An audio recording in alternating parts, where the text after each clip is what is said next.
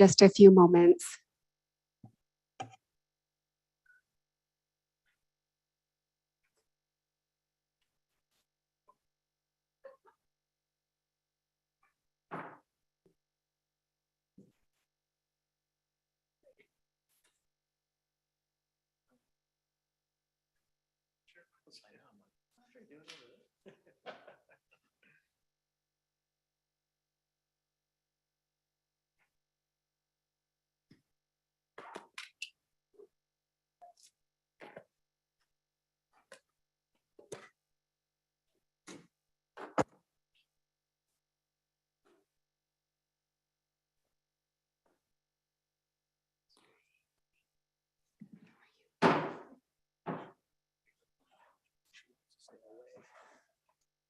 She feels safer over there.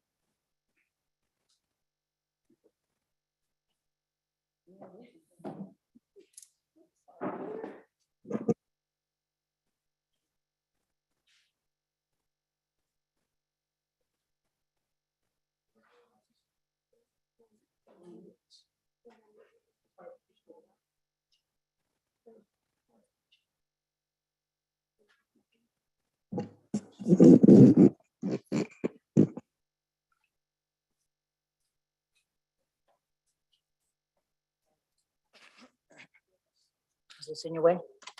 Just fine? Okay. All right, good evening. Today is Tuesday, March 15, 2022. The time is 6 p.m. The regular meeting of the following will come to order. The Victorville City Council and the same council also sitting as the Victorville Library Board of Trustees, Southern California Logistics Rail Authority, Southern California Logistics Airport Authority, successor agency to the Redevelopment Agency, the sitting as Housing Asset Successor, and the Joint Powers Financing Authority, and the Victorville Water District. Madam Clerk, will you please call the roll? Member Becerra. Present. Councilmember Gomez. Hello. Mayor Pro Tem Irving. Present. Jones. Here. So thank you, Madam Clerk. We do have a quorum. And with that, we're going to move on to the invocation. With us this evening, I believe we have Pastor DeAndre McBride of Sunrise Church.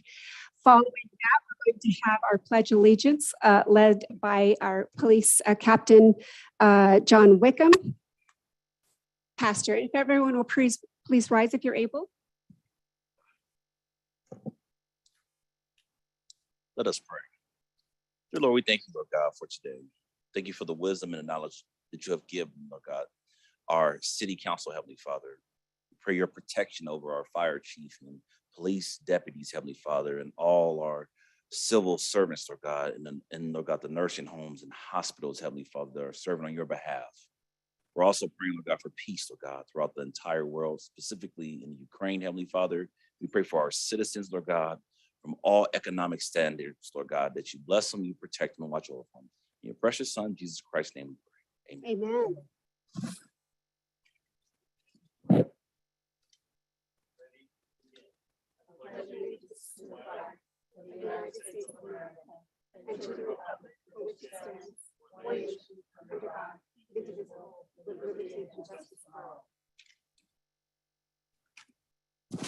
All right, thank you very much, Pastor. Thank you, Captain Wickham.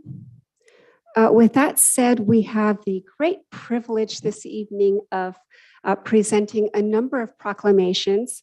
So to begin with, I'd like to invite Sohan Patel, Superintendent Lori Clark, and Andre DeBortnowski to come forward and join me in front of the dais.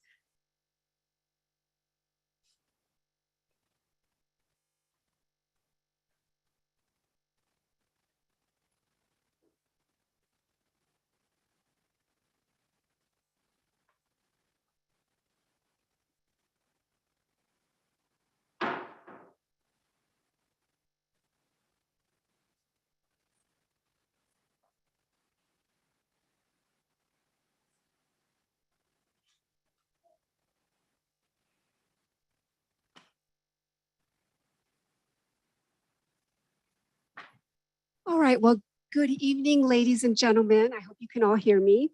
Each year, the city of Victorville invites local fifth and sixth graders to participate in our civil rights memorial essay contest. And the winner of our 2021 contest is none other than Soha Patel, standing next to me. He's a sixth grader from Endeavor School of Exploration and a student of Miss Tasso's class.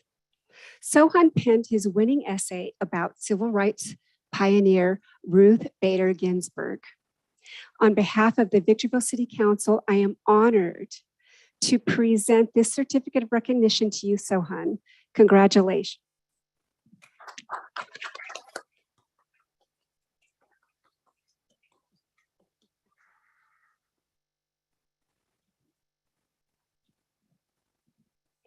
So we have with us Superintendent Clark, and would you like to say a few words? So your principal, Mr. Hanson, wanted to make sure he could not be here tonight, but he wanted to make sure that everybody knew what an outstanding student Sohan is, aside even from this essay, that you are known for your outreach to other students within your school. You always smile like you are right now. There you go. And that you literally are a star student and you exemplify the best. So congratulations. Thank you very much.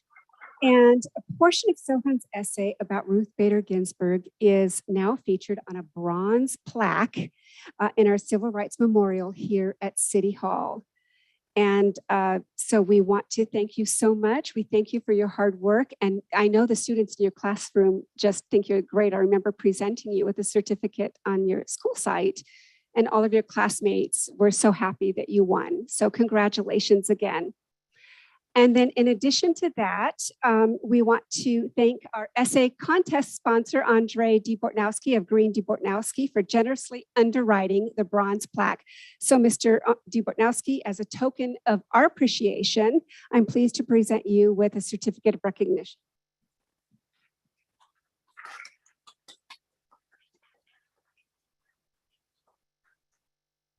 And ladies and gentlemen, these certificates are all on the behalf of the Victorville City Council. We have a great team and we're so honored to be able to honor these great people. Congratulations. Thank you.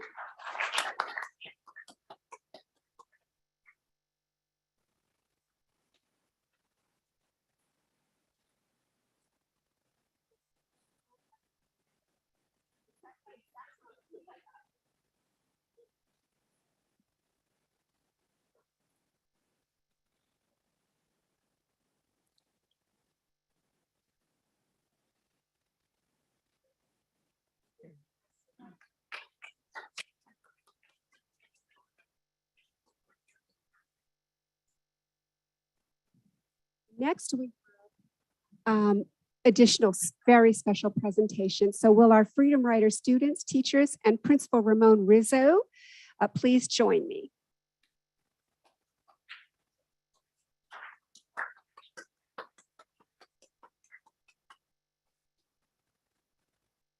I can't tell you how proud I am. Oh my goodness. All right, so tonight I have the honor of recognizing some very talented students and teachers who are participating in the Freedom Riders program.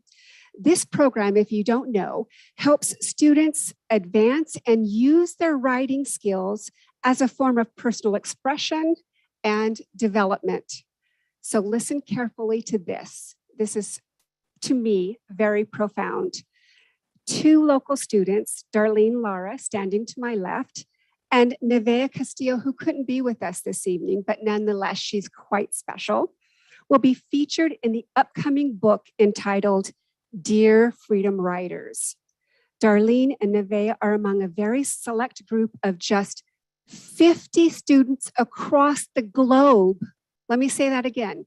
50 students across the globe whose letters were chosen for print. We have two of these students right here in our region. So I want to congratulate you, and Nevea, though you're not with you, I congratulate you as well for this very prestigious honor. We celebrate your courage, your strength and your writing talent. I'd also like to recognize your teachers, Deborah Fernandez and Aroma Flores, for their outstanding efforts. You are helping your students to develop important writing and life skills that are going to serve them very well throughout their lives. So on behalf of the Victorville City Council, we are honored to present you with these certificates of recognition.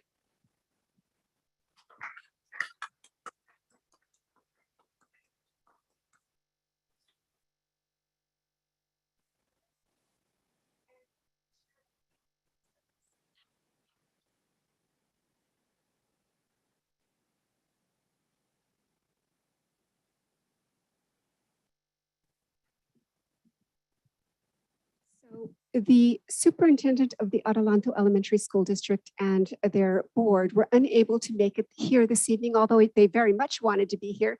But as it turns out, tonight is their own board meeting. So we have the pleasure of having with us Principal Ramon Rizzo, which I have known for many, many years, and I'm so glad that you're with us. Principal Rizzo, would you like to say a few words? Gosh, I almost feel unworthy, but Darlene is literally the student that teaches us to give kids multiple chances. We love second chances, and that's great, but Darlene is a student that did struggle a little in school. She was able to join an alternative ed program, which Ms. Fernandez and Ms. Flores pretty much ran. They made my job very easy. So without their effort, without their support, this would not have happened. And Ms. Fernandez could probably say it a little better than I do, but I know she's fighting back some tears there. And Ms. Fernandez just did a great job. She is the one who is the Freedom Riders trainer. Ms. Flores, I understand, is going to be joining the crew as well. So we want to give her another round of applause. Congratulations, Darlene. And congratulations, teachers. Thank you, Ramon. All right, again, with that said, congratulations. We are all so very proud of you. Thank you very much. Good evening.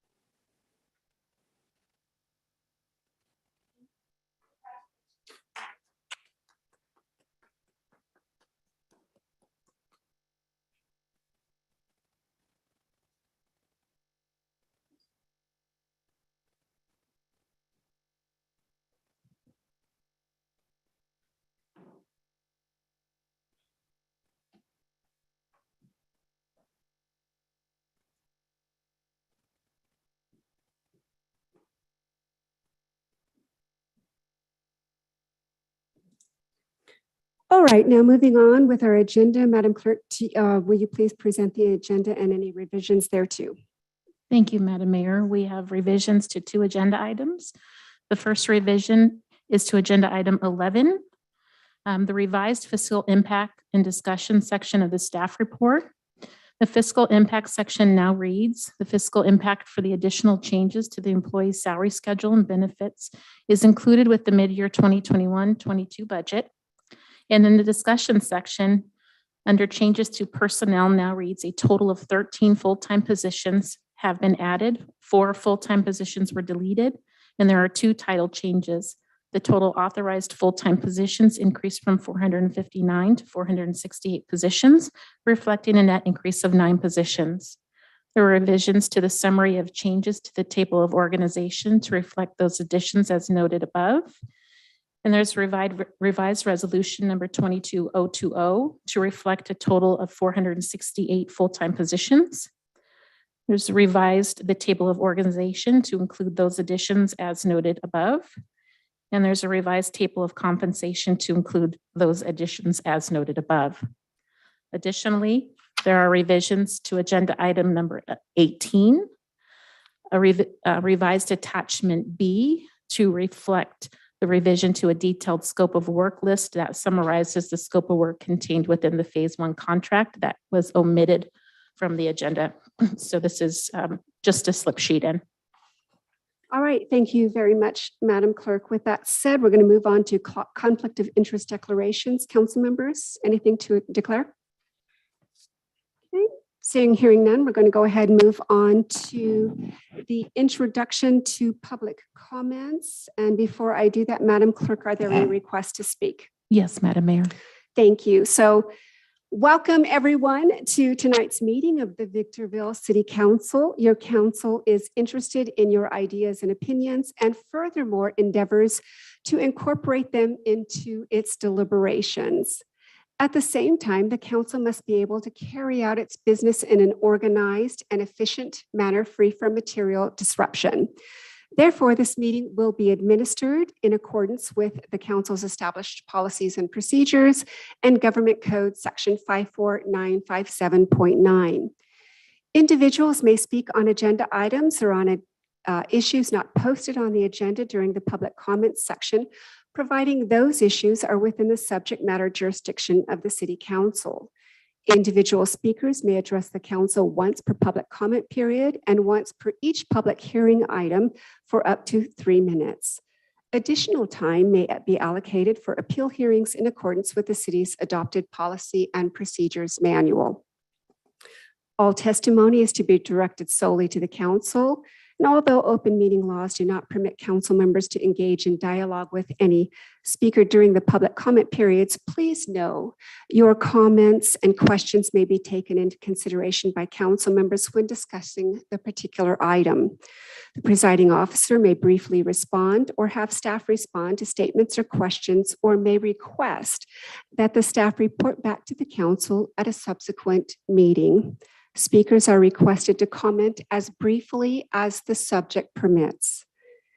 Individual council members who speak as a member of the public do so without the semblance or presumption of authority derived from her public office and are subject to the same meeting rules of conduct and decorum as other public participants. Whether attending this meeting in person or via Zoom, once comments are invited, the speaker will be called on by name, then recognized by the presiding officer. The speaker will state the item number or numbers that will be addressed, or that the subject is a non-agendized matter. Audience members may not disrupt, disturb, or otherwise impede the orderly conduct of this meeting, and those who do are subject to removal from the meeting pursuant to Penal Code 403. Your understanding and cooperation are appreciated. Madam Clerk, speakers from chambers. Our first speaker is Angel Esparza for item number 18. Good evening, Mr. Esparza, and welcome to our meeting.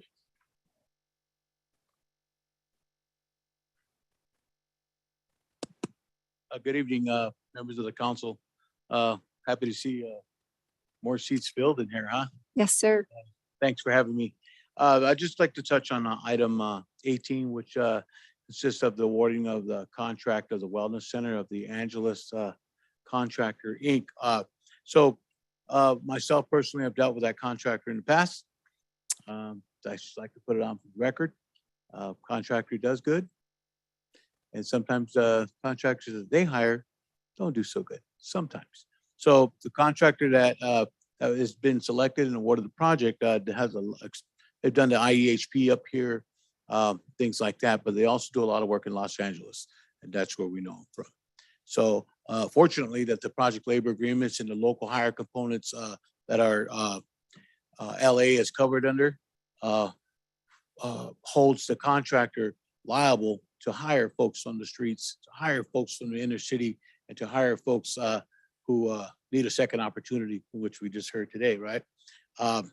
So those PLAs do great. They bound that contractor to bring more community wealth to the local city. Hoping to see a little bit more of that here. I hope they don't bring their dirty habits back to the desert. I will find out if they do. And I will be here to make you guys aware of what I find. Hopefully they bring some great players to the city. Most importantly, bring some great jobs. I know the selection is the lowest responsible contractor, but there's also some dirty players out there when making that decision. So that's all I got. Thank you. Thank you, Mr. Esparza. We appreciate you. We always appreciate your candor. Madam Clerk? There are no additional speakers. I would also like to speak. Thank you. So council member, if you'll kindly make your way to the podium.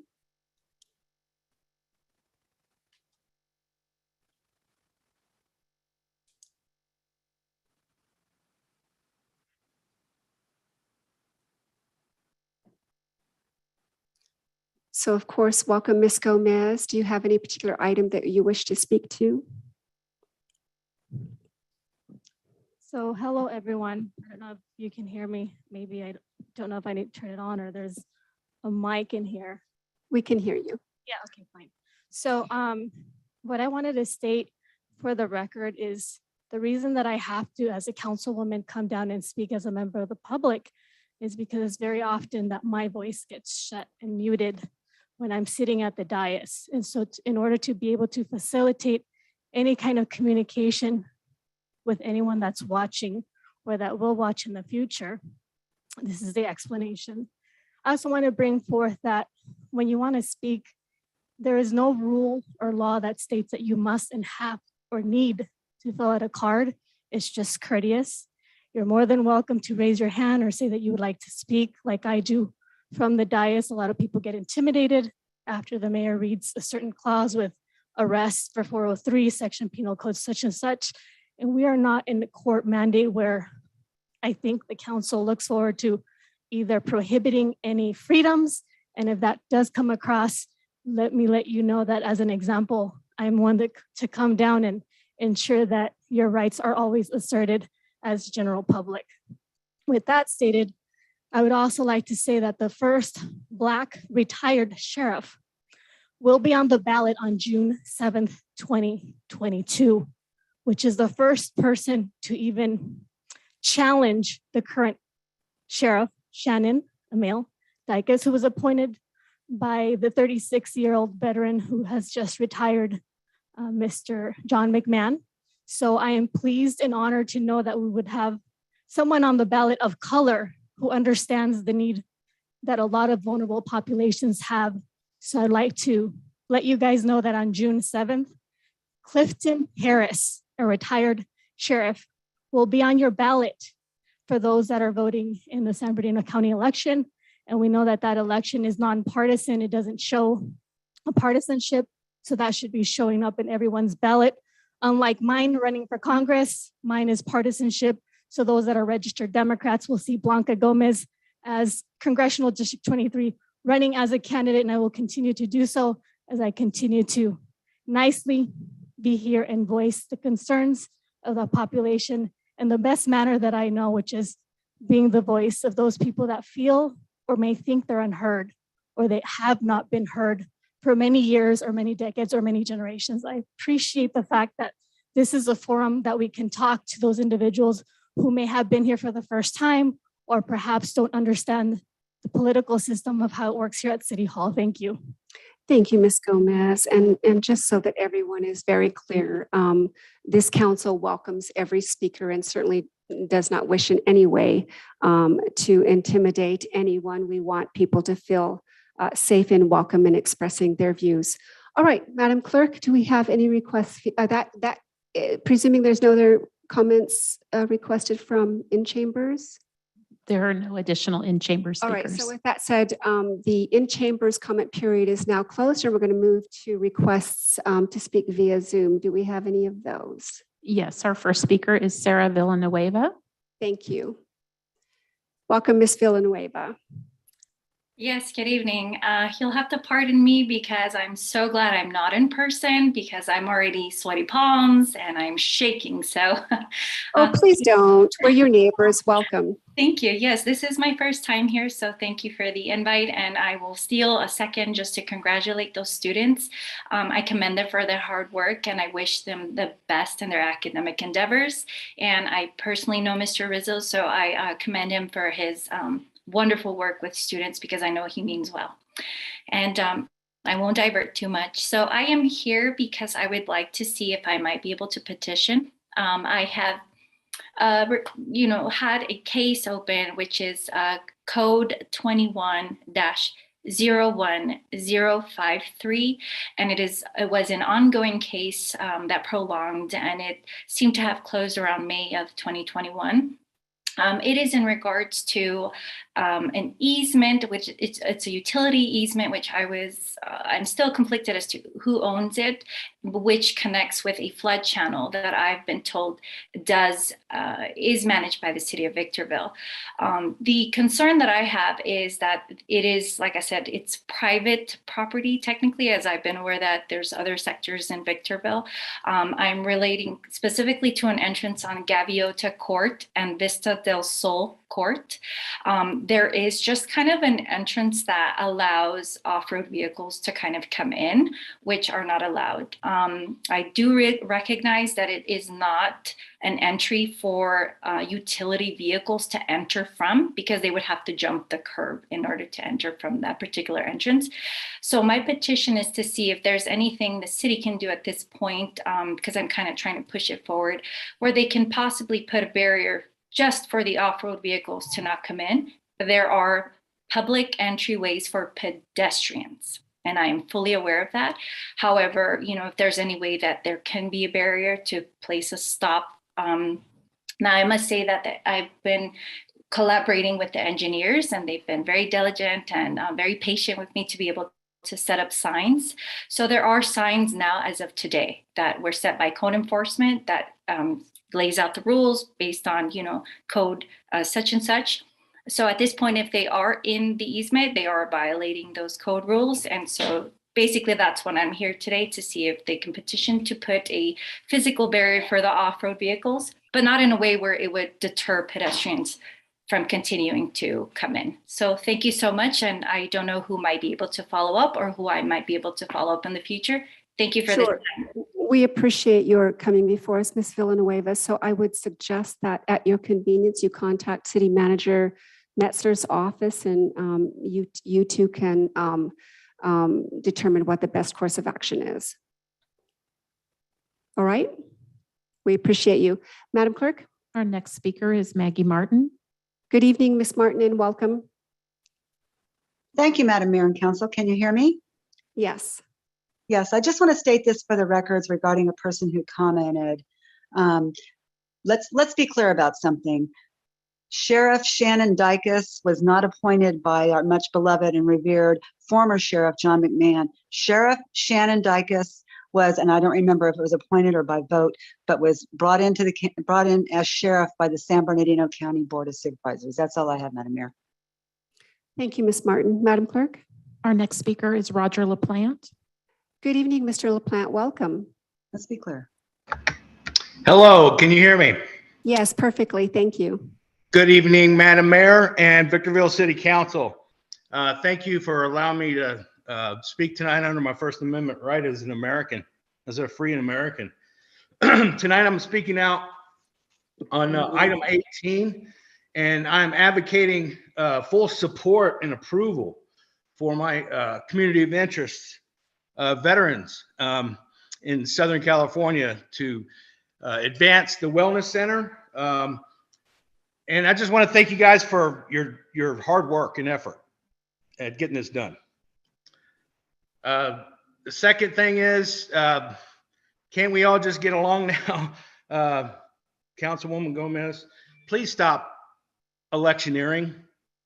It really doesn't, it's not allowed under the Brown Act. And when you're an elected leader, electioneering from the dais or from the podium or wherever, it's unprofessional. So please stop that.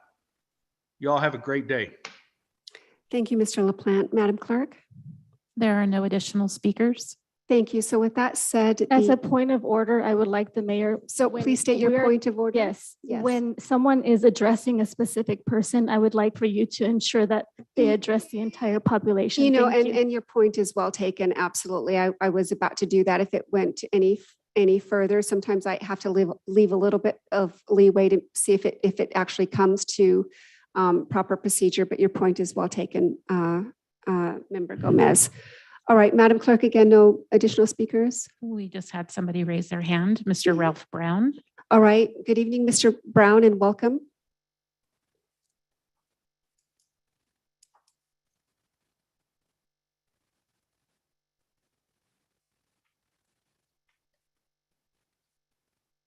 Mr. Brown, are you with us? All right, Madam Clerk, are there any other requests to speak? No, Madam Mayor. All right, with that said, will you please set the timer for 30 seconds in the event that we have any members from our Zoom audience that might wish to speak and are experiencing technical difficulties. This will allow additional time to help them overcome those difficulties.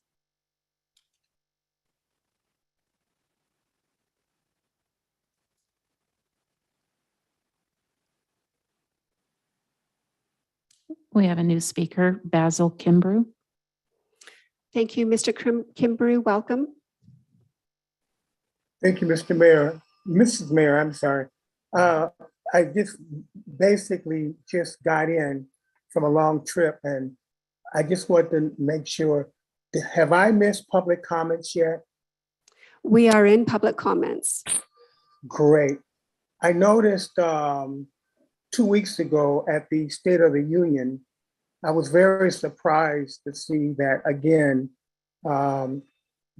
Ryan had made an announcement for the Planning Commission that he was running for City Council. He used that form to announce that the gentleman was running for City Council in the 4th District.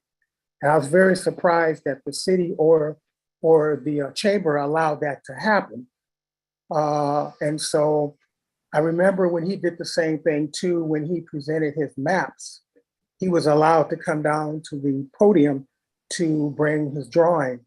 So I decided this time that I'm going to do the same thing. So I just want to announce that my wife, Lisette Angulo, will also be running for the City Council in the 4th District of the great city of Victorville.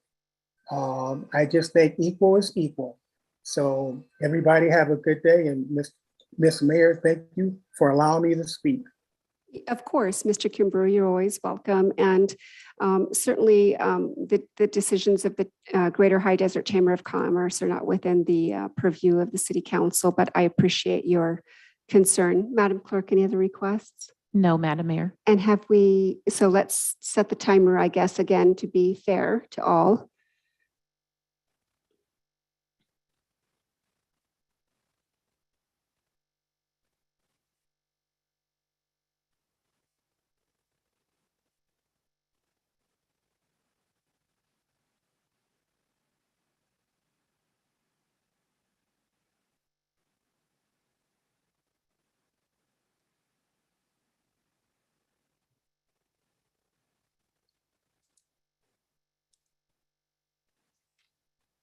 "30 seconds has lapsed and there are no additional speakers." Thank you, Madam Clerk. So the public comment period is now closed and the chair brings the item back to the council. We're now going to move on to our first business in order, which is public hearings. We're going to begin with item number 1. Mr. Metzler, will you kindly tee up this item? Thank you, Madam Mayor and members of the council. Yes, this item is a planning related item, and it's an item that was actually heard by your Planning Commission on February 9th. The Planning Commission at that meeting approved unanimously with a 4-0 vote to approve a site plan. I recommend to you that you approve a site plan and the requisite zone change and general plan amendment that goes along with that action. This is particularly involving, or at least the zone changes involving C2 zoning.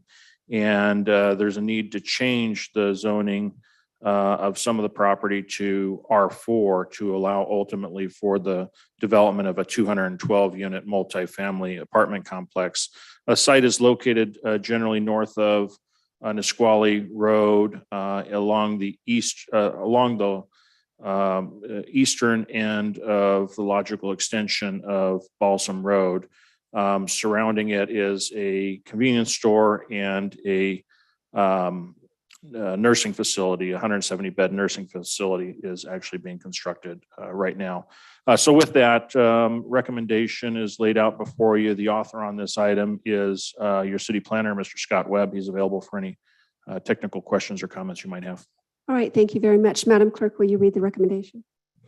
That the Honorable City Council conduct a public hearing, receive public testimony, and take the following actions. Adopt the attached mitigated negative declaration with a mitigation monitoring and reporting program for the project.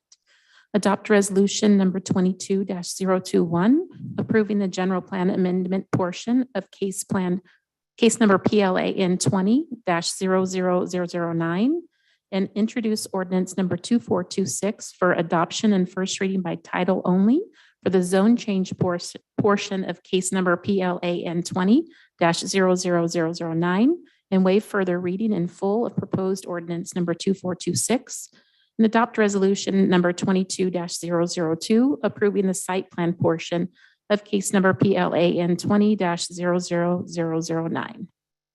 All right, thank you, Madam Clerk. All right, we're going to move on to questions for clarification, beginning with Member Becerra. Thank you, Madam Mayor. Welcome back, Mr. Webb. I have a question, whether it's for Mr. Metzler or Mr. Webb. RENA mandates that over the next 8 years, 8,165 units have to be built in the city of Victorville. Is a unit considered a house or an apartment?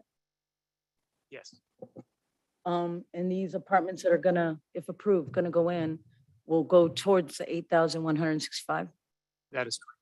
The RENA mandates do we make those up or the state of California hands them down? The state of California.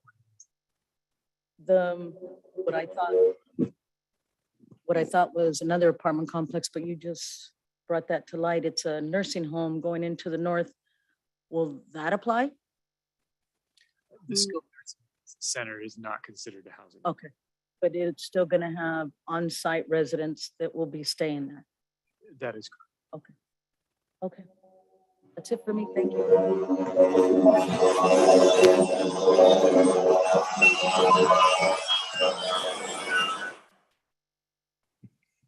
Can we have ET? I was going to say, it sounds like an ET kind of thing. Can we have IT really keep an eye on our sound system tonight, please? Thank you. Thank you. Member Gomez, technical questions for clarification as it relates to the staff report. Yes, so it's my understanding that an R is significant of a term that means residential. However, there's several enumerations that follow consecutively 1, 2, 3, and 4. I heard that this potentially is a nursing home and not a housing apartment. Was that accurate? I didn't read that in the reporting. Thank you for the question. So the I'm sorry, your mic, I can't hear. We can barely hear you, Mr. got shut off. I can, while we're trying to figure out the audio, this is an apartment complex. It's not intended to be a nursing facility. There is a skilled nursing facility being built adjacent to that site, 170 unit skilled nursing facility, but this one is intended to be multifamily residential. Okay, so the R4 labels that residential multi-housing? Yeah, R4 is reflecting the highest density of residential zoning that we have in our land use framework.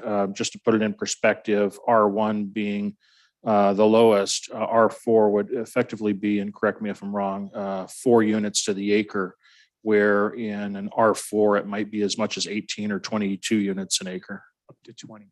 Up to 20. Okay, thank you. And what does it mean to change from a C2 general commercial to an R4? Was this an appeal and has it gone to the Planning Commission? It was not an appeal. This has actually gone to the Planning Commission, and it actually did go to the Planning Commission on February 9th. Typically, the Planning Commission is responsible for approving site plans if the site plan is 100% in conformance with the underlying zoning for the respective property. In this particular case, there is a small portion of the larger site that is zoned C2 commercial. And so to accommodate the ultimate build out entirely as R4 multifamily. The zone change is being sought. The only reason why it's coming back to this council is because of the zone change and the need to amend the general plan. But to put it into a slightly different perspective, C2 is your general commercial zoning. It's likely the same type of zoning that is in place, say, for a large big box retail development. That would be an example. The mall, for example, the underlying zoning there is C2 as an example. And so effectively what you're doing by allowing this zone change to occur, first you're accommodating the developer in requesting for the zone change to allow for the multifamily to be built, but you're foregoing the opportunity for a general commercial use to go upon that same type of property. Thank you. And what is the process to reclassifying the zones to, I said, quote unquote, more appropriate? And I think Mr. Mesler was touching up on that, the city manager, when he said we are foregoing maybe a commercial, some kind of shopping center come in there. So if you can contextualize that with the new zoning. I think the best way to characterize this is and this is a role that the planners do and also do as they make recommendations to the commission and to the council relative to zone changes, that they do look at the surrounding development and try to ensure that there's compatibility existing amongst the land uses. And that's why we did highlight, in fact, what is in the surrounding with the skilled nursing facility being located adjacent to. The site also is adjacent to an existing multifamily apartment community. It's probably at least 200 units itself. I think the point in this is with the rezone of the property that we're talking about here, in terms of the likelihood of it being developed commercial, it's possible, but there's no telling how long it would take to actually develop as commercial. That notwithstanding, the request is certainly compatible in nature to the surrounding area. Thank you. And what is the purpose, for the sake of the municipal process, to have an item such as this in a public hearing versus maybe the consent and the written communication? But I'm asking for that because I felt like this is not necessarily something that I see, or maybe I misclassified. Yes, so because of it being a general plan amendment, there are a number of requirements there is a number of definitions that identify what is required to be done under the guise of a public hearing. In this particular case, being that it's a general plan or a change to your general plan, that's one of the types of actions that require a public hearing. And really the purpose for it, obviously we do notice in advance of the meeting, the public hearing. It's published in the newspaper, it's published at public facilities, but it's really to do as much as possible to create the larger awareness to the public that we're inviting the public to offer comment, ask question, raise concern if they have them, so that as a part of your deliberative process tonight, it's fully informed.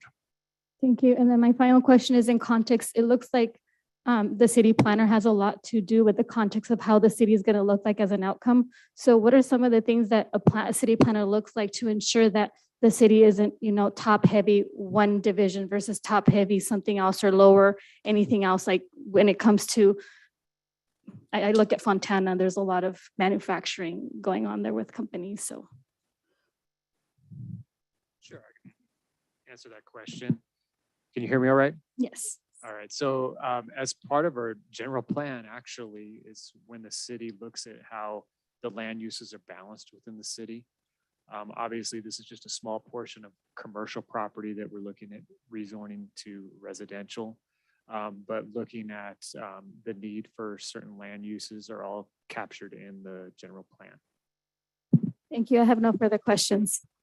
Thank you, Member Gomez. All right, Mayor Pro Tem Irving.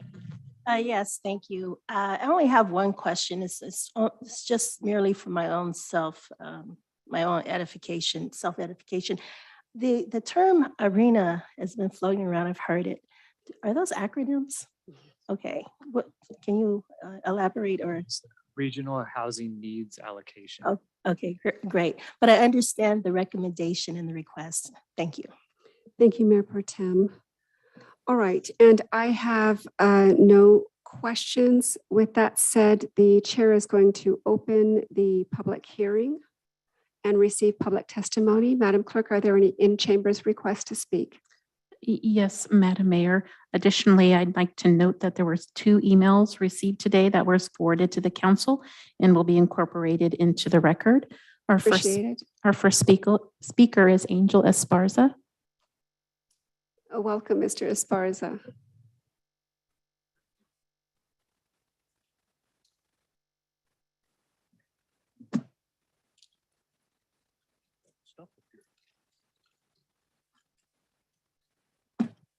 Our apologies. All right. Got the same stuff at home. Thank you again for your time. Can you guys hear me? Yes. Okay, thank you for your time. Again, my name is Angel Esparza. I'm a representative and also a member of the Southwest Regional Council of Carpenters. Appreciate your time tonight. So again, I live in the local area. I work around and I recreate within the vicinity of this specific project. I know this area very well. I believe this project will be impacted by the environmental impacts of this project. The city should require the project to be built utilizing a local skilled and trained workforce. It's something that we've discussed here with the other item there. Local hire and skilled and trained workforce requirements reduce construction-related environmental impacts while benefiting the local economy. In a recent 2020 report titled Putting California on the High Road, a Jobs and Climate Action Plan for 2030, the California Workforce Development Board concluded that investments in growing, diversifying, and upskilling California's workforce can positively affect returns on climate mitigation efforts. Moreover, just this year, South Coast Air Quality Management District found that the use of local state certified apprenticeship programs or a skilled and trained workforce with a local hire component can result in air pollutant reductions. Other cities have not hesitated to apply local skilled and trained workforce requirements for project or private development projects in their cities, like the one we're talking about tonight. Recently, the city of Hayward in Northern California adopted skilled and trained workforce requirements into its general plan and municipal code. Local skilled and trained workforce requirements can boost economic development and mitigate transportation and greenhouse gas impacts by minimizing vehicles miles traveled. So in closing, you know, when we talk about building projects like this, I know I can probably guess or get about 5 folks who can benefit on building a project like this and actually get to maybe a pathway of a starting of a career, or maybe even afford some rent into an apartment, but a local job like this providing a great income for them. If the developer selects a nice general contractor, a responsible general contractor who wants to put local folks to work instead of bringing folks from down the hill and taking money back to where they live, not spending their monies here. That's all I have. Thank you. Thank you, as always, Mr. Esparza. Madam Clerk, in chambers requests? There are no additional speakers. All right, with that said, will you please set the timer for, actually, we're going to close the in chambers requests to speak, and moving on to Zoom. Any requests? No, Madam Mayor. Okay, will you please set the timer for 30 seconds so that we can assist anybody that may wish to speak but might be having technical difficulties?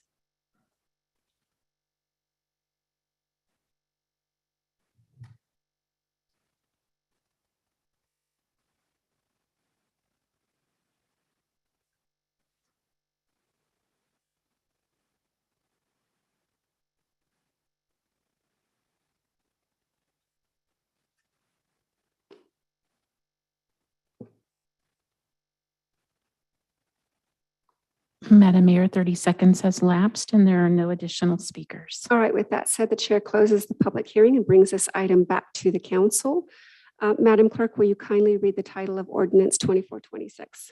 An ordinance of the City Council of the City of Victorville adopting the zone change portion of case number PLAN 20-00009 a zone change to reclassify approximately 2 acres of a 12-acre project site from C2 general commercial to R4 very high density residential with a mitigated negative declaration on property located at the southeast corner of Balsam Road and the logical extension of Winona Street.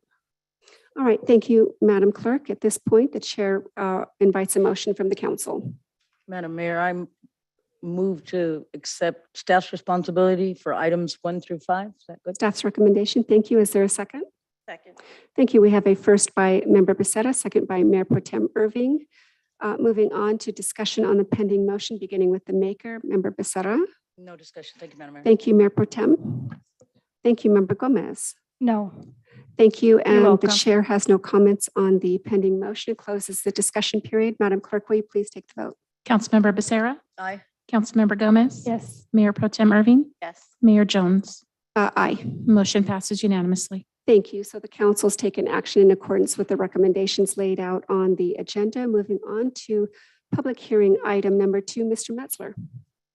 Thank you, Madam Mayor and members of the council. As you know, the budget for us is a living, breathing document and serves as your revenue and expenditure plan and considers city operations for the fiscal year. The current fiscal budget was first adopted by the City Council on June 15th, 2021, and comprised a revenue plan of about $306.5 million that was matched against an expenditure plan of $279.2 million. Throughout the fiscal year, revenues and expenditures are evaluated, and it is not uncommon to conduct a public hearing to undertake a mid-year budget as is being recommended in this item. This mid-year budget review recommends an overall budget revenue increase of $24.9 million to the currently recommended budget and a total expenditure increase of $13.9 million. If approved, this mid-year budget if approved, the mid-year budget changes will create a 345.5 revenue plan, which will be offset by a 334.2 expenditure plan. This mid-year budget amendment affects the city and its airport and water district. A major highlight of this budget includes higher than anticipated revenues to the city's general fund. Sales tax, for example, is tracking $2.3 million higher than originally projected. Our Measure P revenues are tracking approximately $7.1 million higher than originally projected, and building and code-related fees are up about $2.3 million. If these budget priorities are realized, we're currently projecting a general fund reserve of 41% and a Measure P reserve of 21%. Altogether, this revised budget projects a healthy cash position at the fiscal year end. This item has been authored by your finance director, city treasurer, Mr. John Mendiola. He, along with staff, are available for any specific questions or comments relative to the mid-year budget item. All right, thank you, Madam Clerk. Will you read the recommendation, please? That the City Council and Board of Directors approve the changes reflected in this agenda item, along with the included attachments by adopting Resolution number 22-018 of the City Council amending Resolution 21064 as amended, the budget resolution for the City of Victorville for fiscal year 2021-2022. Resolution number VWD-22-001 of the Victorville Water District amending Resolution 21-012 as amended, the budget resolution for Victorville Water District for the fiscal year 2021-2022. Resolution number SCLAA 22-004 of the Southern California Logistics Airport Authority, amending Resolution 21-005 as amended, the budget resolution for the City of Victorville for the fiscal year 2021-2022. All right, thank you very much, Madam Clerk. Now we're going to move on to technical questions for clarification, this time beginning with Member Gomez. Yes, thank you. Where in this report is the funding of the golf course? Well, the funding of the golf course would be in the underlying budget as a part of the original budget approval back in June of last year. This item does not specifically address the golf course, and looking at all of the changes that we've identified here, I don't see anything Speaking to the golf course, Ms. Janelle Davidson is our deputy city manager that oversees that side of the house. Is there anything in this mid-year budget that speaks to the golf course? There are no changes related to the golf course. So I heard there are no changes, but are there money appropriated coming from this budget that would come from the water, perhaps from the public works sector, the municipal utilities, probably not municipal utilities, but any other facet that would be a department division that would fund that portion? Nothing new being done in this mid-year budget. This mid-year budget is just proposing changes to the underlying budget that was approved last June. That is our fiscal year budget. That document does contain a parks budget, which of the 17 or 18 parks we have citywide, in that budget, there is a component spent for the golf course. But that budget is already existing, and this mid-year budget review is not doing anything to alter that underlying budget approval. Do we know what percentage of the parks allocated funding dollars will be going specifically to the golf course of the $313,000? Since that wasn't a focus of the mid-year, we don't have that information available in front of us at this time. And how many committee members are in the Measure P committee? I believe we currently have 3, and we're preparing to recommend the filling of a 4th position.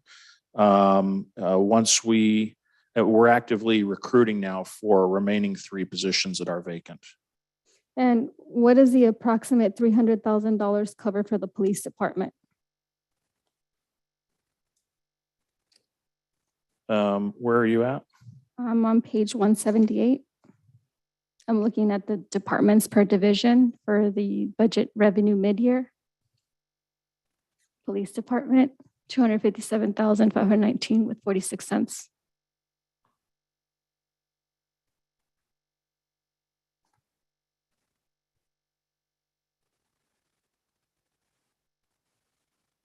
I'm sorry, I'm missing the police department. That's on the Page revenue side? 178. Item number 2. That's a revenue category. Okay.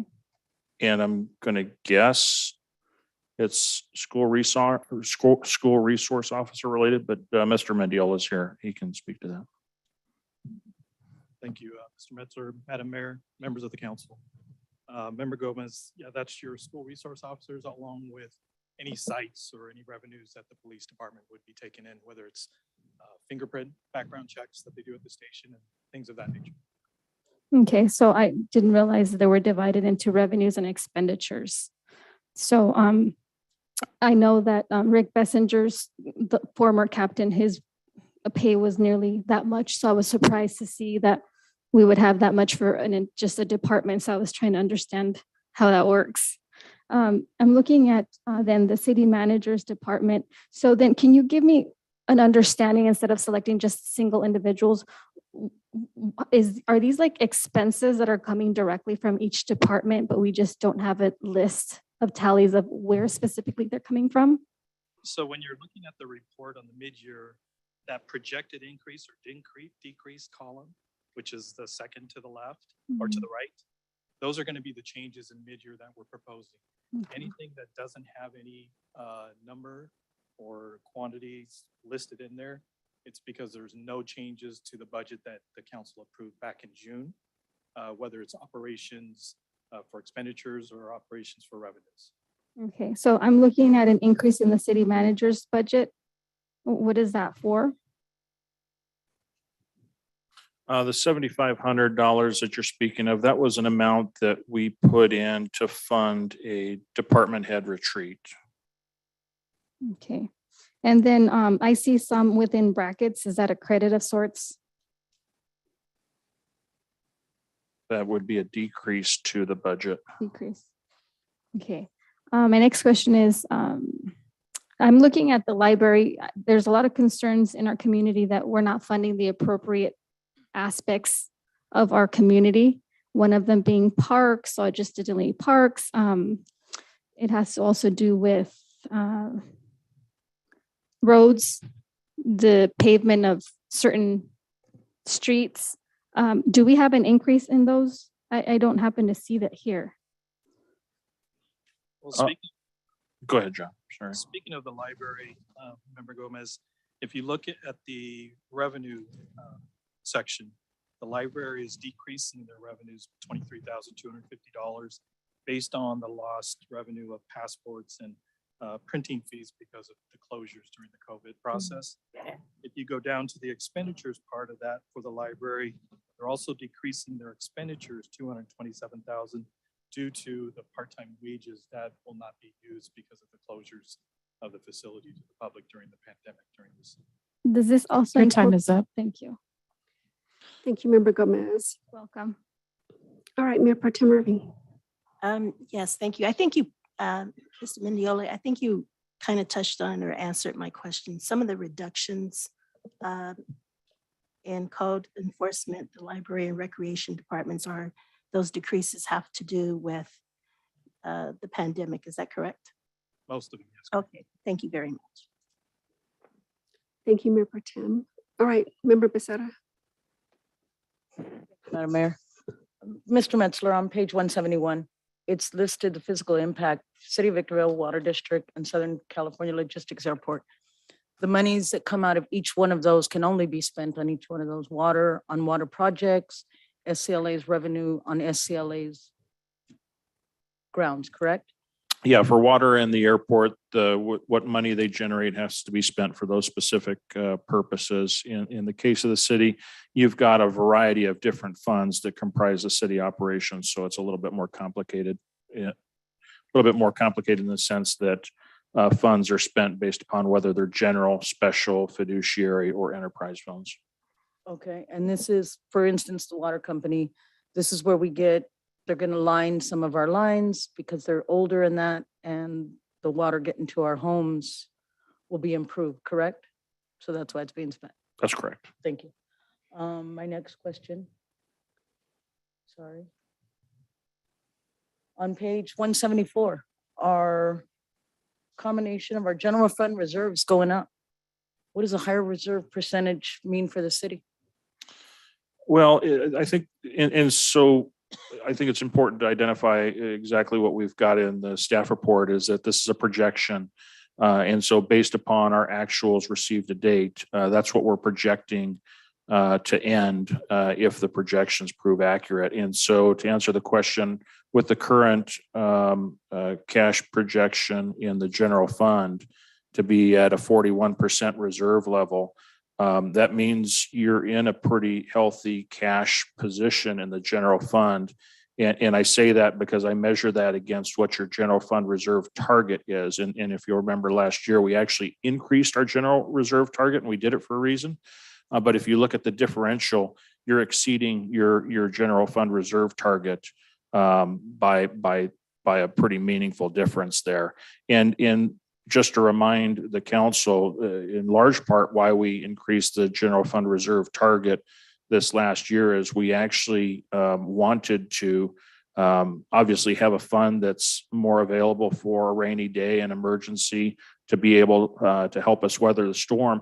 But it was also set at that level based upon some cash modeling that we did to really try to get the general fund to stand alone for the course of an entire fiscal year without having to dip into another fund for a short-term borrowing event. So that's how we arrived at the 17%. With that, the difference being close to whatever the difference is there, 41 minus 17, what is that? 24%. You're at a 24%. You're 24 percentage points higher than what you should be. It means we've got a pretty good cash position if those projections hold true. Okay, thank you for you and your staff. Thank you to the department heads. Measure P, that revenue fund has also a standalone account to itself, not included in the general fund? That is correct. We actually, it is considered under the general fund, but we account for it in its own fund number. We refer to it as 105. And we do that because when the measure was passed, there was specific requirements put in place to account for it separately so that we can identify very clearly, both in the budgeting process and the auditing process, that monies monies generated from that fund and spent out of that fund are actually spent towards their intended purposes. Thank you very much. Page 175, sanitation sewer, BVWRA, we're increasing by 940,000. This is, BVWRA is our sewer treatment plant.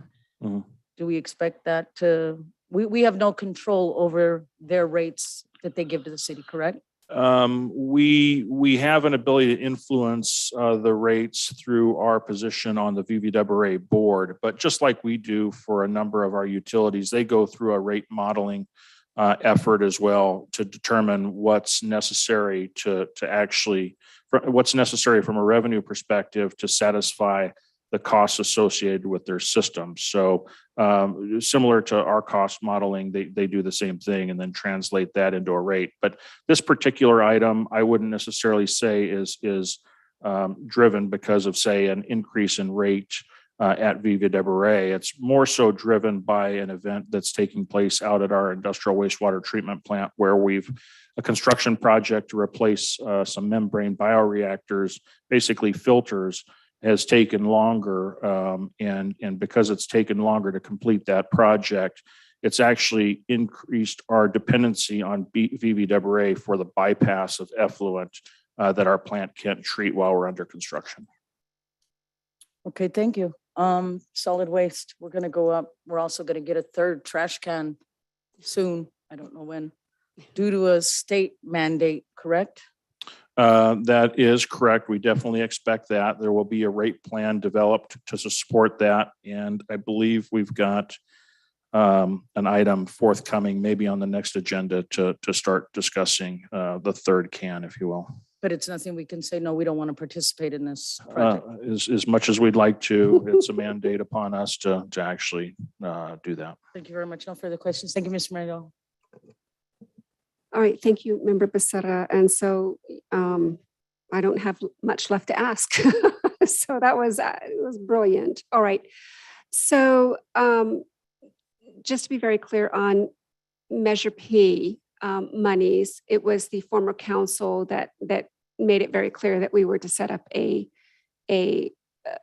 fund within the general fund to make sure that we were tracking the monies coming in, the monies going out, that it was in fact going to be spent for its intended purpose. That was correct. And it was the previous council that put in motion an oversight board to make sure there was monies being spent on the intended purpose. Right. So we're maintaining fidelity to our word to the public on that. Fair to say? That is correct. All right. And again, just this is very basic, but again, this is just a mid-year review. We're not looking at the out year on fiscal 2022, 2023. This is just a mid-year review, and because we're at the mid-year review, there are some amendments that need to be changed. That's just the normal course of business. This is nothing unusual. That is correct. Okay. All right. Thank you. That's all I have in terms of questions. And now I'll go ahead and open the public hearing and take public testimony, beginning with in-chamber requests. Madam Clerk. Madam Mayor, there are no requests to speak. All right. With that said, we're going to go ahead and move on, close the public hearing comments for in-chambers and move on to Zoom requests. Are there any requests? No, Madam Mayor. Thank you. Will you please set the timer for 30 seconds to assist anyone that might be in our Zoom audience that might wish to speak but might be having technical difficulty? Mr. Ralph Brown has raised his hand. Thank you. Mr. Brown, are you with us? Can you hear me? We sure can. Welcome to our meeting. You know, from what it sounded like, so we were over budgeted and you guys are just spending the money in whatever contracts you guys feel like it. Is that what's going on? Because from what it sounds like, we had too much money in our water bills and you guys are just dispersing it to like this guy's fund. I mean, and then what's up with the sheriff getting a free building pretty much? What's the price that he's getting it? And is he going to sell it? A flip? I mean, they say defund the police for a reason. Is this guy one of them? Mr. Brown, do you have any further comments? Well, I want to know answers. Okay, so at this point, we're happy to receive public comment, but we can't get into one-on-one discussions to protect the provisions of the Ralph M. Brown Act. So do you have any further comments? Well, I think the people should get their money back if we're over budgeted. Just for you to increase $292 million for bandage jobs, even in the street, that I've even talked to about how road repair is excessive. Some of the over contracts are just way too much. This guy asking for $300,000 and they don't know what they say to put bandage and bubble gum on some pipes or something. Yeah, and of course, yeah, good water is good water, but not overpriced. Everyone might as well go to osmosis and get wells. I guess that's all for now. Thank you, Mr. Brown. We appreciate your comments.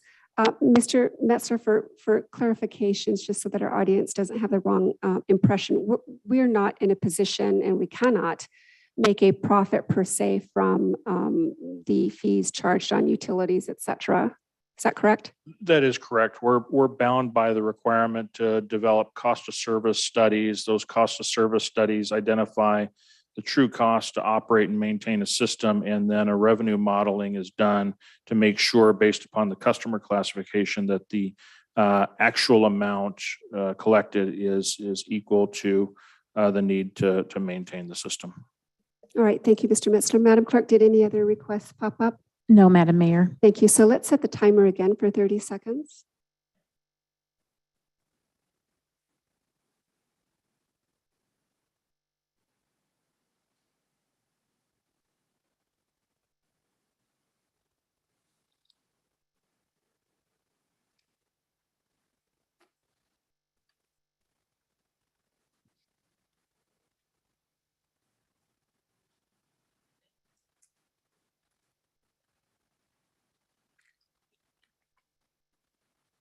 Thirty seconds has lapsed and there's no additional speakers. Thank you, Madam Clerk. So the chair closes the public hearing and brings this item back to the council and invites a motion from the Victorville City Council, the boards of directors for the Victorville Water District, and the SCLAA Authority.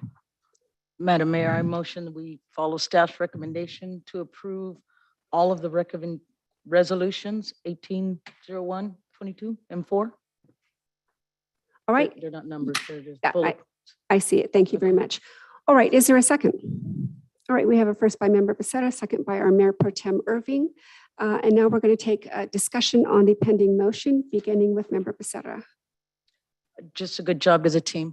Thank you very much. Well put. Thank you, Mayor Pro Tem.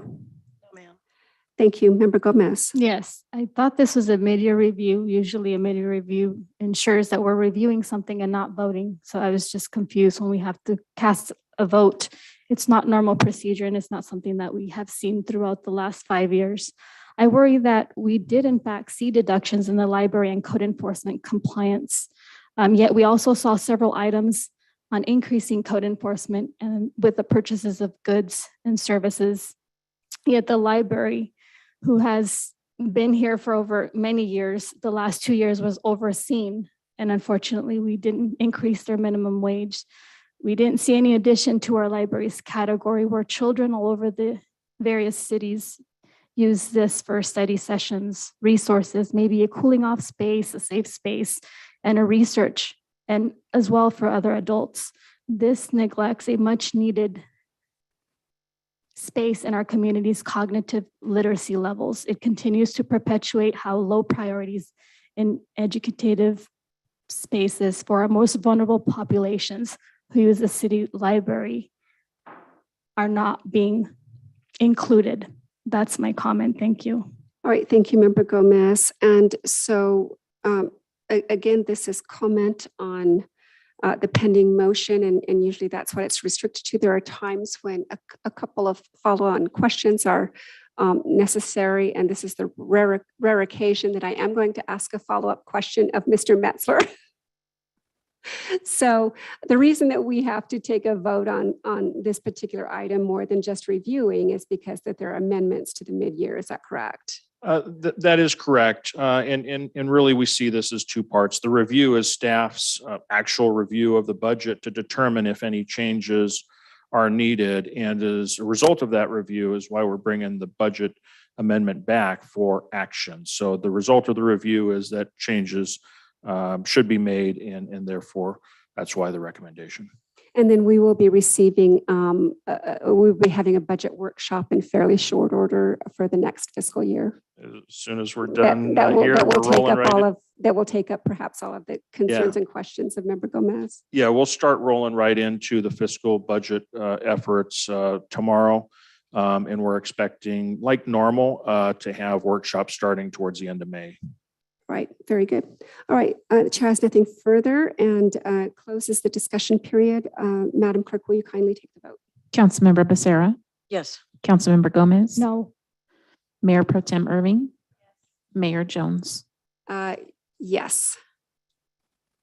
Motion passes with Councilmember Gomez voting no. Thank you. So the council and the boards of directors for the Victorville Water District and the SCLAA have taken an action in accordance with the recommendations posted on the agenda.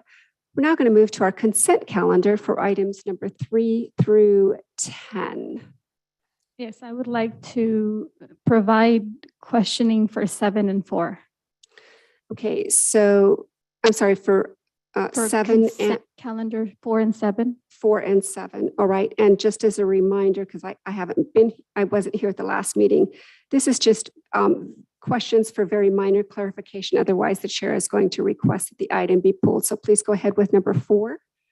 Yes, so for how will the following quarters be affected with the surplus parcels that are being used by MWA? If indeed it does pass, there's something coming up and I didn't know if it was going to affect this particular item for the quarters 1 and 2 or future quarters. Are we speaking to item 4 or item number 3? Item number 4, the Victorville Water District operating results report for quarters 1 and quarter 2. I'm sorry, got it. There is no effect on what we're doing here versus the item that's later in the agenda dealing with the surplusing of property for MWA. Thank you. And number 7, where on the city's website can the community fill out an application for the small business grant program? That one is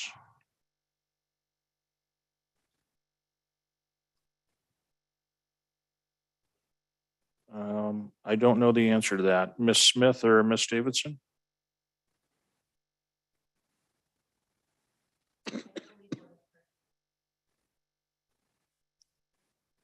You're talking about for our CDBG. Well, Yes. typically we do the application process in December. So that's when we invite, we have the mandatory workshops. So yeah, not again until December. We're actually in a process of actually effectuating the awards.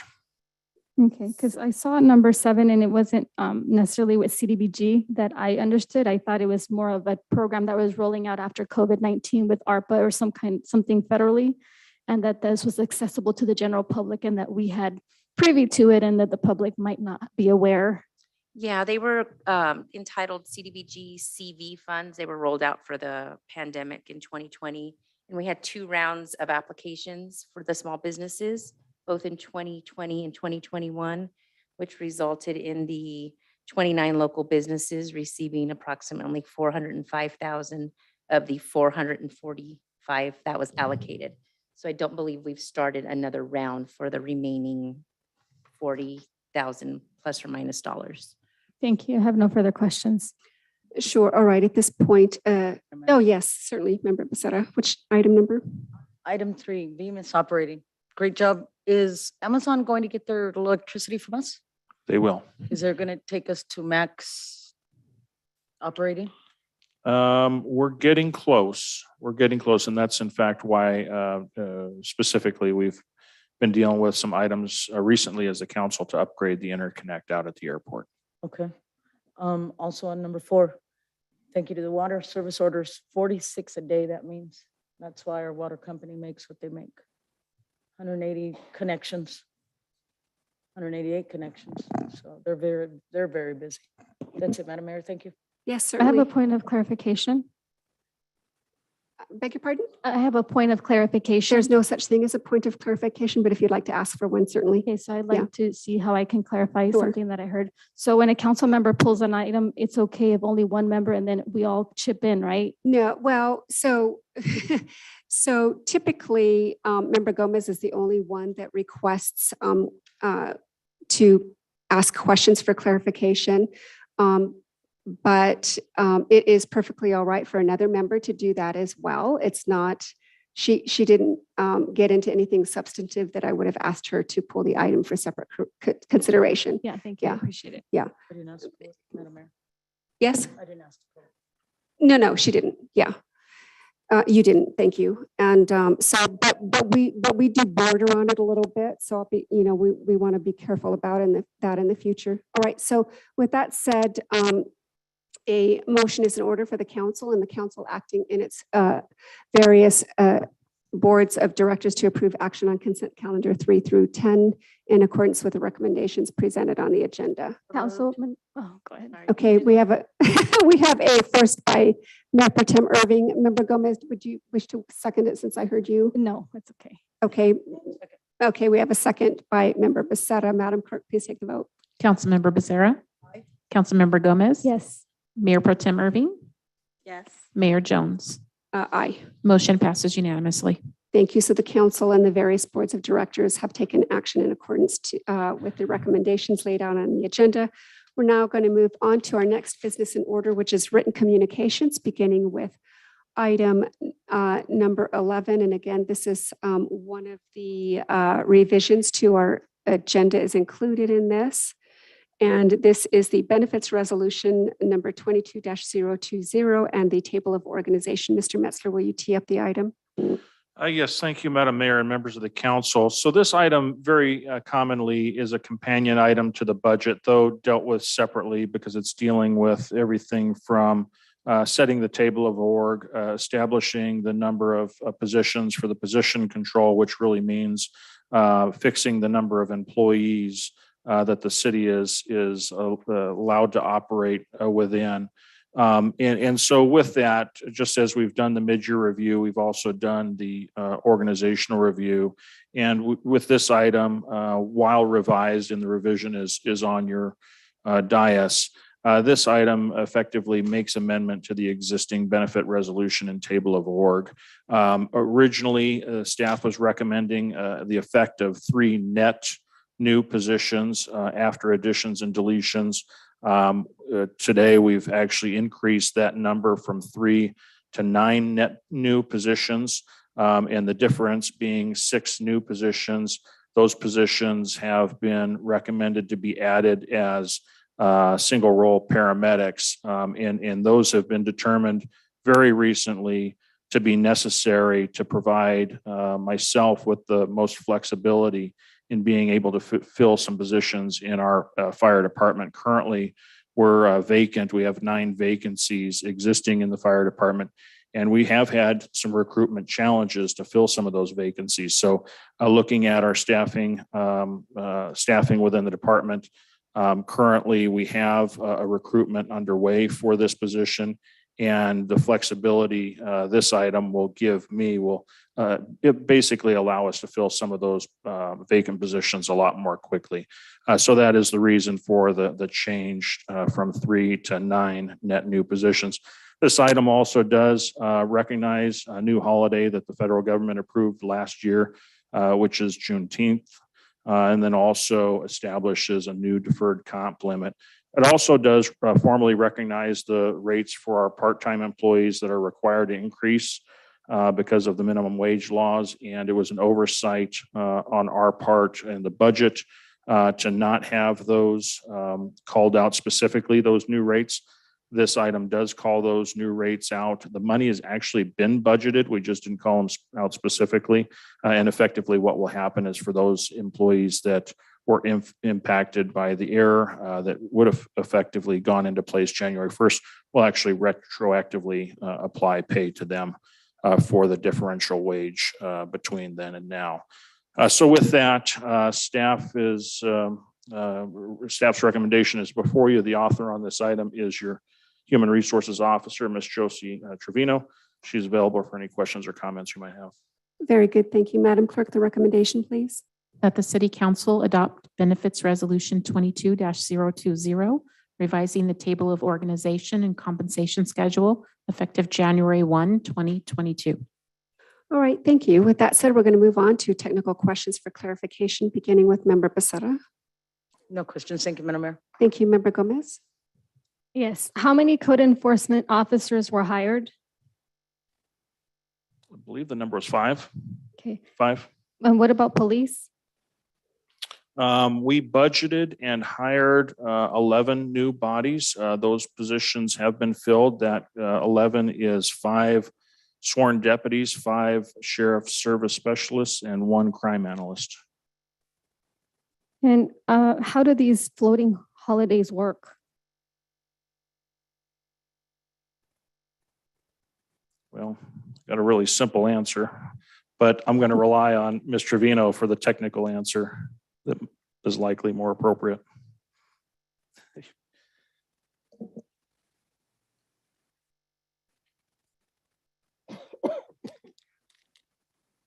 Good evening, Madam Mayor, members of the council. Floating holidays, and currently we have 1 floating holiday in our schedule. And basically, an employee can choose a day during that fiscal day to take as a personal day or for whatever reason. So they just have to request it to the department. It has to be pre-approved based on the needs of the department, and they can take it. Chairman, follow up on that question. If floating holidays do not get taken, do they pass over to the next year, or do they just get lost? They don't lose it. It's it basically is we don't have the restrictions of losing that holiday. If they don't take it, if they use a sick leave or a vacation day during that fiscal year, we just replace it. But they don't get to lose it. So you said, I'm sorry, the floating holiday is not accumulated, but instead is reused in that same year as either a. It doesn't take it to the next day, to the next year, but it is used during that year. So we're pretty flexible with the use of that day. Thank you. Next, a different question. Are there any increases to the city manager's executive team as well as, if that is the case, where can you point that out? I'm sorry, can you repeat that? Yes, so I'm presuming that the city manager's executive team has also allotted some kind of raise. Where can I find that? There were no increases to the salaries in this particular review of budget. So since we're going to have phase 1, 2, and 3, will we see that within the next phases pertinent to the executive team that belongs to the manager? I'm sorry, I'm not getting. Yeah, I'm not understanding phase 1. Yeah, 2, and so 3. we were rolling out, it seems like we have this in the past, we approved it 2 years ago and there was this plan. And then we're seeing something different today with a table of org, and I'm making sure that they're either 2 similar things or maybe they're separate items. They're separately. So 2 years ago in the budget 2 years ago, we would have done a table of org for that particular year. When we approved this budget, we did a table of org. This action is actually recommending an amendment to the table of org that is existing, that this council has already approved. Thank you. And there's 9 additional highlighted. Can you go through those and let me know what account funds they're coming from? So the first one, administrative analyst, then the second one is administrative secretary and so forth. On page 333.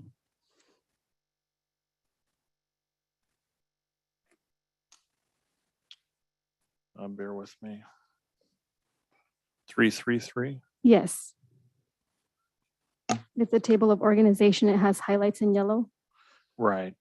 So, and I'm going to cross-reference. So in the case of the first one that's fully highlighted is homelessness solutions manager.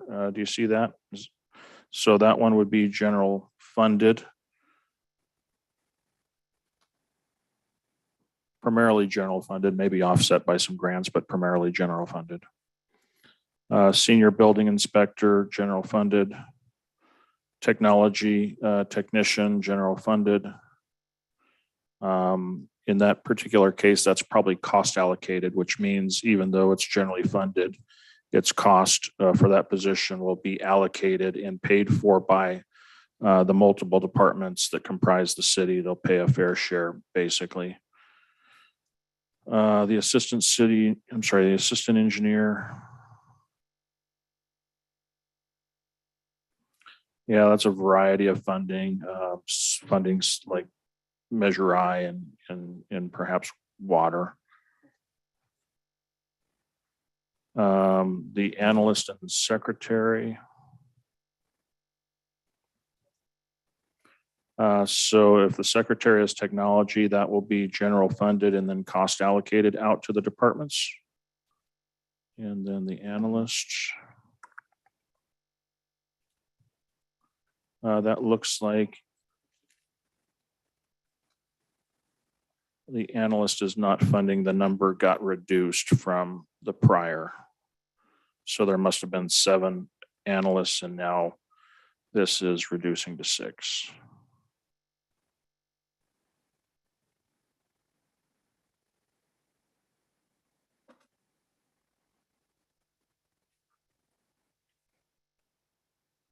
Did you go through all of them? Yes. Okay, so I didn't hear the senior building inspector. Yeah, that was general funded. Okay, and both secretaries, the one that has the adjective in front of it and no adjective, they're both the same? Is that what you were referring to? General fund with allocations to the departments? Secretary was technology, I thought we said. Okay, So that's general funded, yeah. thank you. No further questions. Thank you, Member Gomez. Mayor Pro Tem Irving. Thank you. All right, and the chair has none and invites a motion from the council. Motion to approve staff recommendations. Thank you. We have a first. Is there a second? Second. We have a first by Member Becerra, a second by Mayor Pro Tem Irving. Discussion on the pending motion. Member Becerra. No discussion. Thank you, Mayor Pro Tem. Thank you, Member Gomez. Yes, just for the public consumption and for the record, I would like to say that some of these table organizations are, even though they're highlighted, they're not as explicit as one would like them to be. So some of the technical questions that are not as technical as I would like them to be, I don't have access behind closed doors, so I have to manage in front of you guys and try to ask as many questions in 3 minutes that I can. So I appreciate, even though there was a delay in the response, you weren't prepared to answer them, but I appreciate that you were able to give me a gist of how these were coming from. Thank you, Mr. Messer. Thank you, Member Gomez. And Mr. Metzler, every council member has access to agenda review in advance of the meeting. That's correct. Thank you. All right, so that no further discussion on the pending motion. Discussion period's closed. Madam Clerk, please take the vote. Councilmember Becerra, Aye. Councilmember Gomez, Yes. Mayor Pro Tem Irving, Mayor Jones. Aye. Motion passes unanimously. Thank you. So the council has taken action in accordance with the recommendation laid out on the agenda. Moving on to item number 12. This is a consultant professional services agreement with Reward Strategy Group. Mr. Metzler. Thank you, Madam Mayor, members of the council. We, as the city, had gone through a solicitation to bring on a professional firm to assist us with a salary study and a benefits assessment.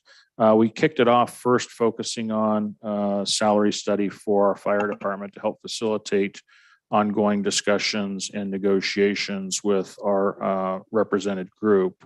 But that was originally done under the city manager's purchasing authority.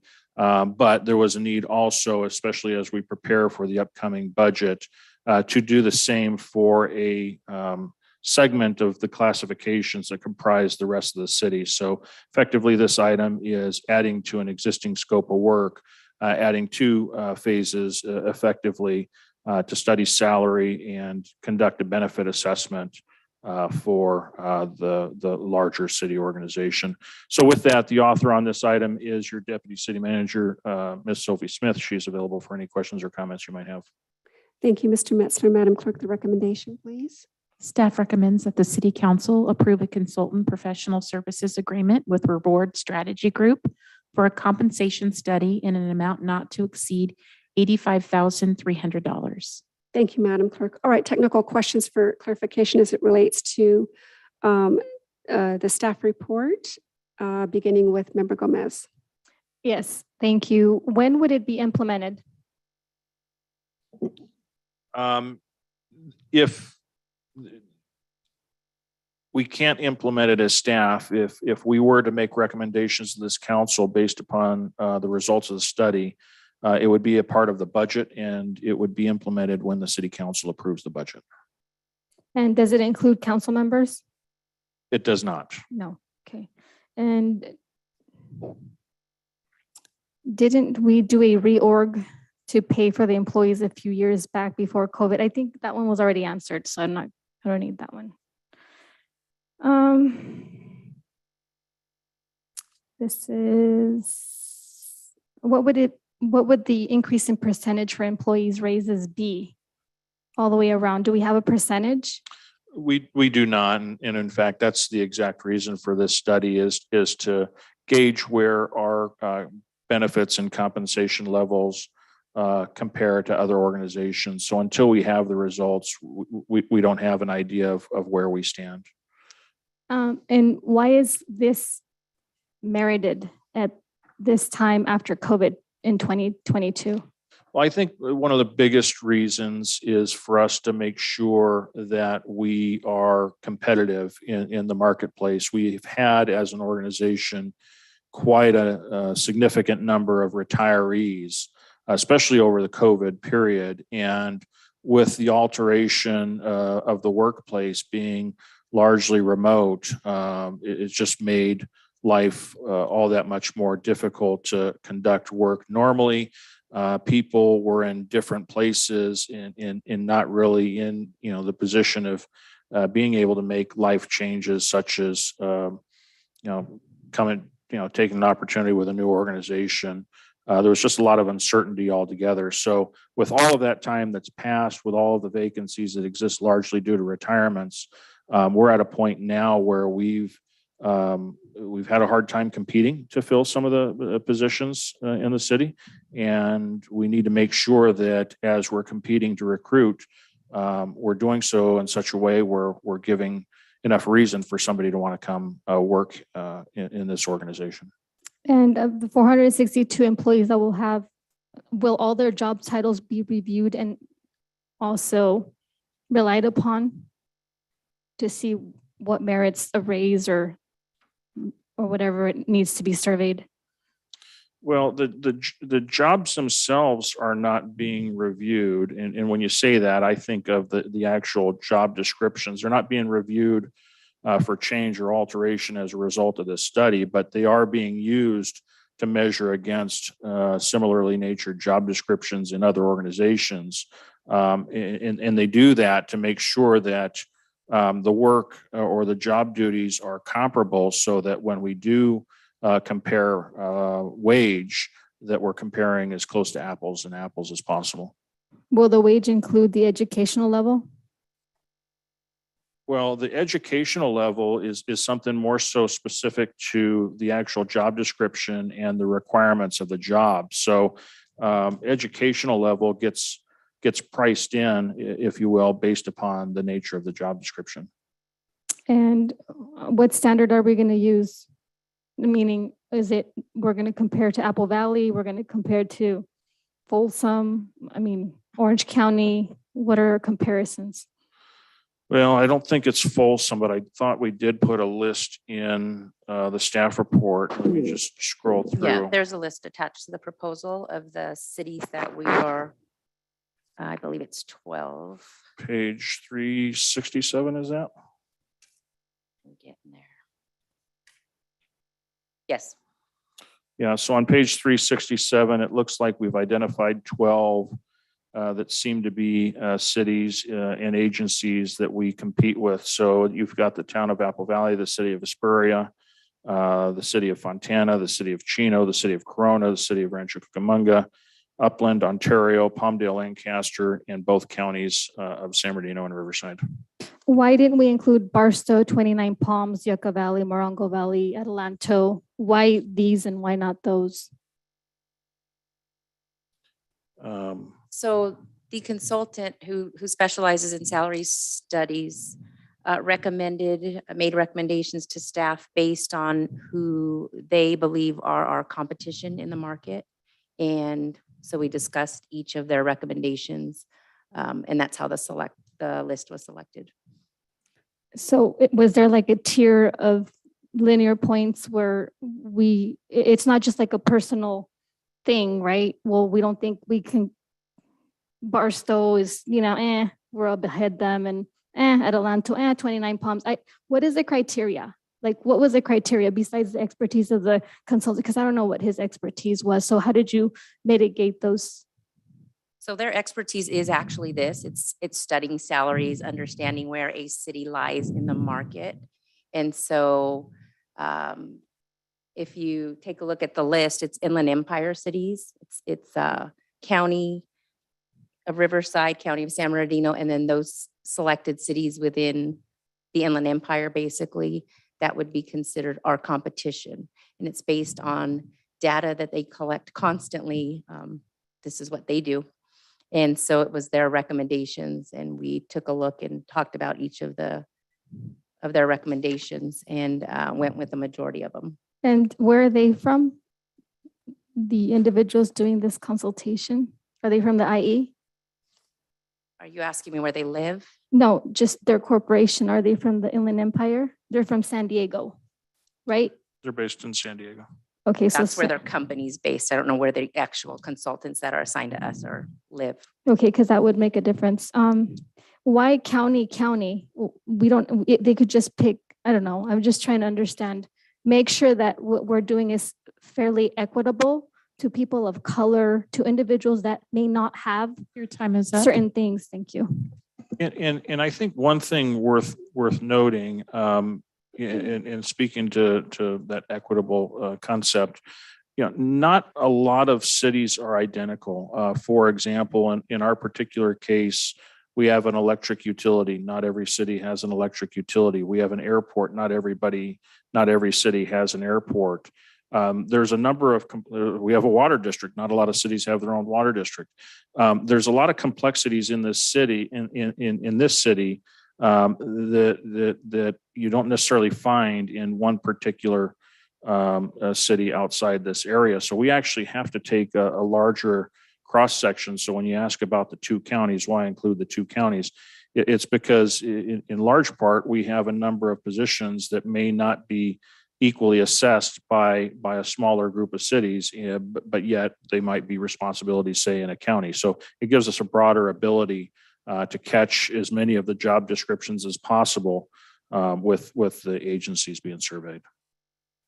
Thank you. All right. Excuse me. Thank you, Member Gomez. Mayor Pro Tem Irving. Thank you, Member Becerra.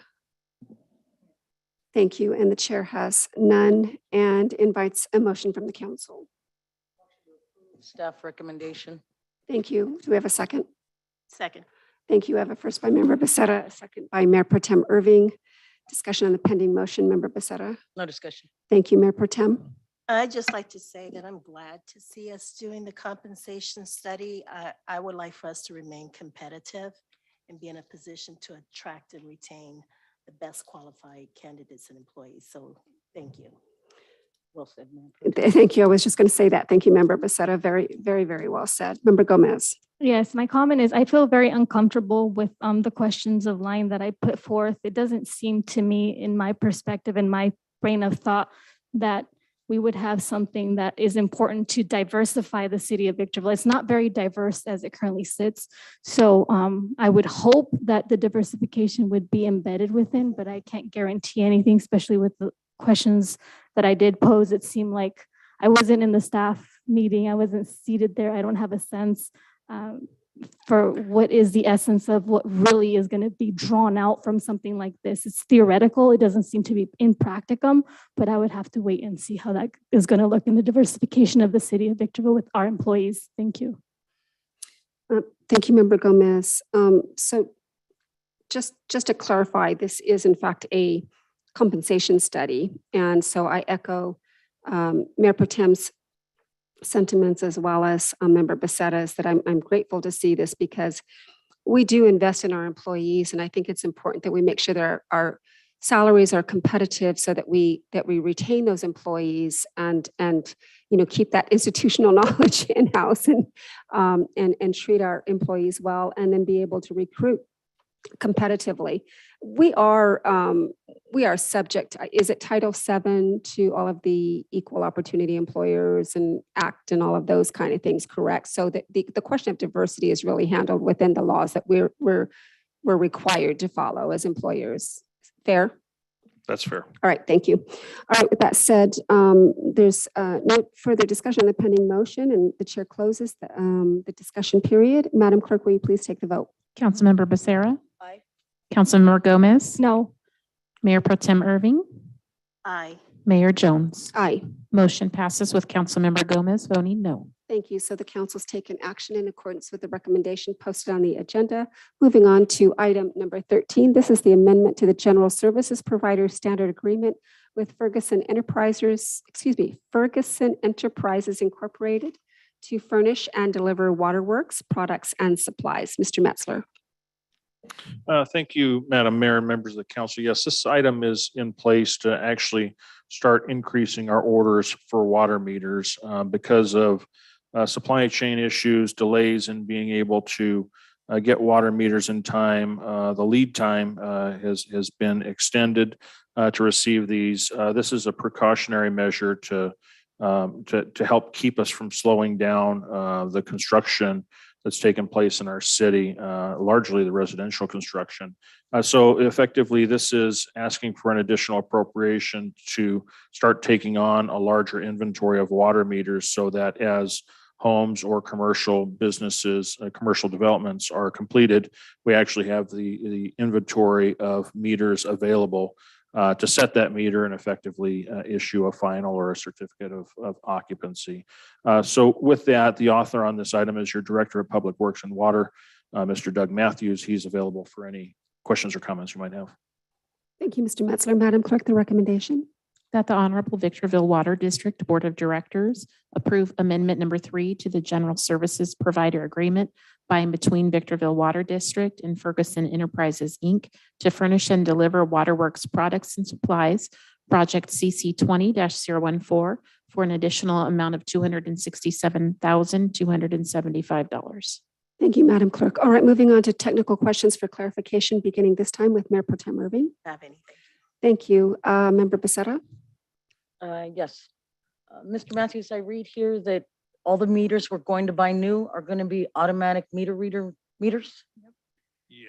Yes, they'll be AMR and AMI compatible, so they will be automatically read. Okay, and the funds paying for this are water funds, correct? Correct. Thank you very much. No further questions. Thank you, Madam Mayor. Yes, thank you, Member Becerra. And Member Gomez. Yes. Can any errors that are found in the electric meters be rectified by a simple request or complaint or investigation from the city when a constituent seems to have calculated and sees that there's an overexertion of what it's deploying? I've had those concerns in the past, and I know the meters aren't anything new. I've seen them in the past as one of the voting items. So is it something that they can bring up to your attention? Maybe, mitigate what's going on? Yeah, absolutely. We get those requests all the time. Okay, all right, thank you. The next question is, are these meter service installations done in phases? I'm trying to understand if these are certain periods, because I thought it was done the whole city, but it doesn't work that way. So perhaps you do certain chunks at a time or certain areas, which is probably what is happening here, but if you would clarify. All the cities do replace with these types of meters, so these are just for. Yes, thank you, Member Gomez. Is it on? Or can you, it sounds like it's on. How about this? A little bit better. You're soft-spoken, Mr. Matthews. All of the meters are currently in the city have these meters in place. These are just for new services, for new development, for new customers. Thank you. I have no further questions. Thank you, Member Gomez. You're welcome. And the chair has no questions for clarification, invites a motion from the Victorville Water District Board of Directors. I'd like to move that motion as recommended by staff. Move staff's recommendation. Thank you. Is there a second? All right, we have a first by Member Gomez, a second by Mayor Pro Tem Irving. We're going to take discussion on the pending motion, beginning with the maker, Member Gomez. No. Thank you. Mayor Pro Tem. Thank you, Member Becerra. Thank you. The chair has none. Discussion period is now closed. Madam Clerk, please take the vote. Councilmember Gomez. Yes. Mayor Pro Tem Irving. Yes. Mayor Jones. Aye. Motion passes unanimously. Thank you. So the Board of Directors of the Victorville Water District has taken action in accordance with the recommendation laid out on the agenda. Moving on to item number 14. This is the purchase and sale agreement by and between Southern California Logistics Airport Authority and Santi Rao. If I got that right. Thank you, Mr. Metzler. Thank you, Madam Mayor and members of the council. Yes, this item is effectively the airport authority interested in buying private property, in this case owned by Mr. Santi Rao. And this is property that the airport authority has been interested in for some time. In fact, dating back to 2006, we've just not been able to come to terms. But as of this moment, we have been able to come to terms on a purchase price. This 20 acres of property is situated being surrounded by airport-owned property. So effectively kind of like a donut hole effect. This is the property right in the middle. And with that, this 20 acres will become part of a larger 80-acre parcel, which could be used and believed necessary to further future development out at the airport. So with that, the author on this item is your airport director, Mr. Eric Gray. He's available for any questions or comments you might have. All right. Thank you, Mr. Metzler. Madam Clerk, the recommendation, please. That your Honorable Southern California Logistics Airport Authority Board of Directors authorize the purchase and sale agreement by and between the Southern California Logistics Airport Authority and Mr. Santi Rao for the purchase of assessor's parcel number 0459-03239. Approve resolution number SCLAA 22-005, amending the 2021-2022 budget, increasing expenditures in Fund 455 by $210,000, and authorize the airport director to execute transactional documents to effectuate the purchase of subject property, including making non-substantive modifications to the purchase and sale agreement. All right. Thank you, Madam Clerk. We're going to move on to questions for clarification, beginning with Member Becerra. Mr. Ray, I just have one. Is this the only property like this on the runway side? That's correct. It is. It's the only one that's within, totally encapsulated by airport property. Okay. Thank you very much. No further questions. All right. Thank you, Member Gomez. Yes. Who appraised the value of the land? That means the 20 acres value this last time. This property was not appraised. It was comparables were done for it. So we have a substantial amount of comparables as a result of a recent project that was done, the High Desert Solar Initiative project out in that same general area. I believe the staff report spells out that the averages were running around $11,000 an acre, and we were able to actually over $11,000 an acre. Since then, property values have went up. The market is strong, so values are going up, but we were still able to procure it for less than the 11,000. We're coming in at about 10.5 as opposed to 11.1 that the comparables came in. So you said it wasn't appraised, but instead it was compared? What do you mean when you say that? So no one appraised anything? Comparables, or doing a market comparison, it's a real estate term where somebody looks at what. I don't think your microphone is on, or I can't, I mean. It is, and I apologize. Member Gomez, we just thank you, Mr. Ray. We do seem to be having difficulties at the podium tonight. It's a process whereby a realtor will look at and pull up the recent sale prices of properties within an area that are comparable, similar properties of similar value, similar characteristics, and compare the value of those. We have beautiful comparables here because these are all pieces of desert. They're 5-acre parcels of desert that are out in a very similar area. So we have a very solid area, very solid comparisons that we can go to. Okay, and what is in plan for these 20 acres? Do we know? That's property that will be available for future airport development. And what is adjacent to these parcels? Just the same thing, much the same, vacant land. However, that vacant land is in the proximity of the taxiways and the runway. So it's airport land, and it's airport land that we will in time grow into. Thank you. No further questions. All right, thank you, Member Gomez. Member Tim. Yes, good evening, Mr. Ray. I'm somewhat conceptual type person. I like the big picture. And I think you've answered my question at least twice, but I'm gonna ask again.